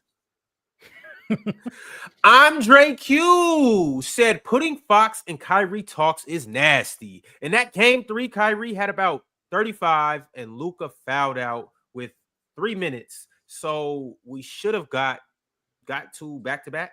1-2 games back-to-back. Okay. What do you do in other games? I ain't gonna lie. Anybody? I was not like a crazy Luka fan until he showed up to LA. Like I was actually cheering for Boston in the finals last year. Of course, you were a crazy Luka fan. Yeah, when he showed up to LA, immediately I just became a Luka guy. Like immediately. That's so interesting to me. Because someone asked me the other day, in light of all these Giannis to Toronto rumors, they said, Penn, if Giannis gets traded to Toronto, are you about to become a Milwaukee Bucks podcast because Scotty going to Milwaukee? And I was like, I had to think about it for a second. I'm not just gonna automatically switch up on a player just because they're not on my team. That's crazy to me. I don't have a strong like connect. Well, I am a big Paolo guy. Love Paolo. Would you trade Luka for Paolo right now? Would you trade Luka for Paolo right now? No. Okay. But I would love Paolo in purple and gold. Hey, if you think, this wouldn't be the first number 1 pick from Orlando to come to LA. Wouldn't be the first. Yeah, but you hear Shaq talk about it now. He tell you he probably wouldn't have done it anymore. Hey, history won't repeat itself. All right, y'all. One more super chat just snuck through from Nixon 6. Nixon 6 said, "Can we all agree the Pacers only won? Here we go. Because of Tibbs not playing our bench? ? Next year, the little Pacers going home in round 1, and the Knicks going to the finals." You see his profile picture? He living in the past. I see Hunter Sign and DiVincenzo in that graphic. Let it go, man. Let it go. The glory days are gone. All right. Let it go, man. Never get back. Let it go. Put By the way, Shamet and Delon Wright on that graphic. By the way, y'all seen the little pictures of the Knicks celebrating? The fact that they don't have to play 50 minutes a night. Did I see that? Carl Anthony Towns, OG Anunoby, Josh Hart, Jalen Brunson in the club partying. Okay, no, I did not. Looks like they're so happy that Tibbs isn't running them into the ground anymore. But in other news, y'all know where to find us tomorrow, and you guys know where we gonna be at tonight. Make sure to pull up and watch the game with us because, well, hell, what else you gonna do? All right, y'all. Same time tomorrow. We out. Merry Christmas.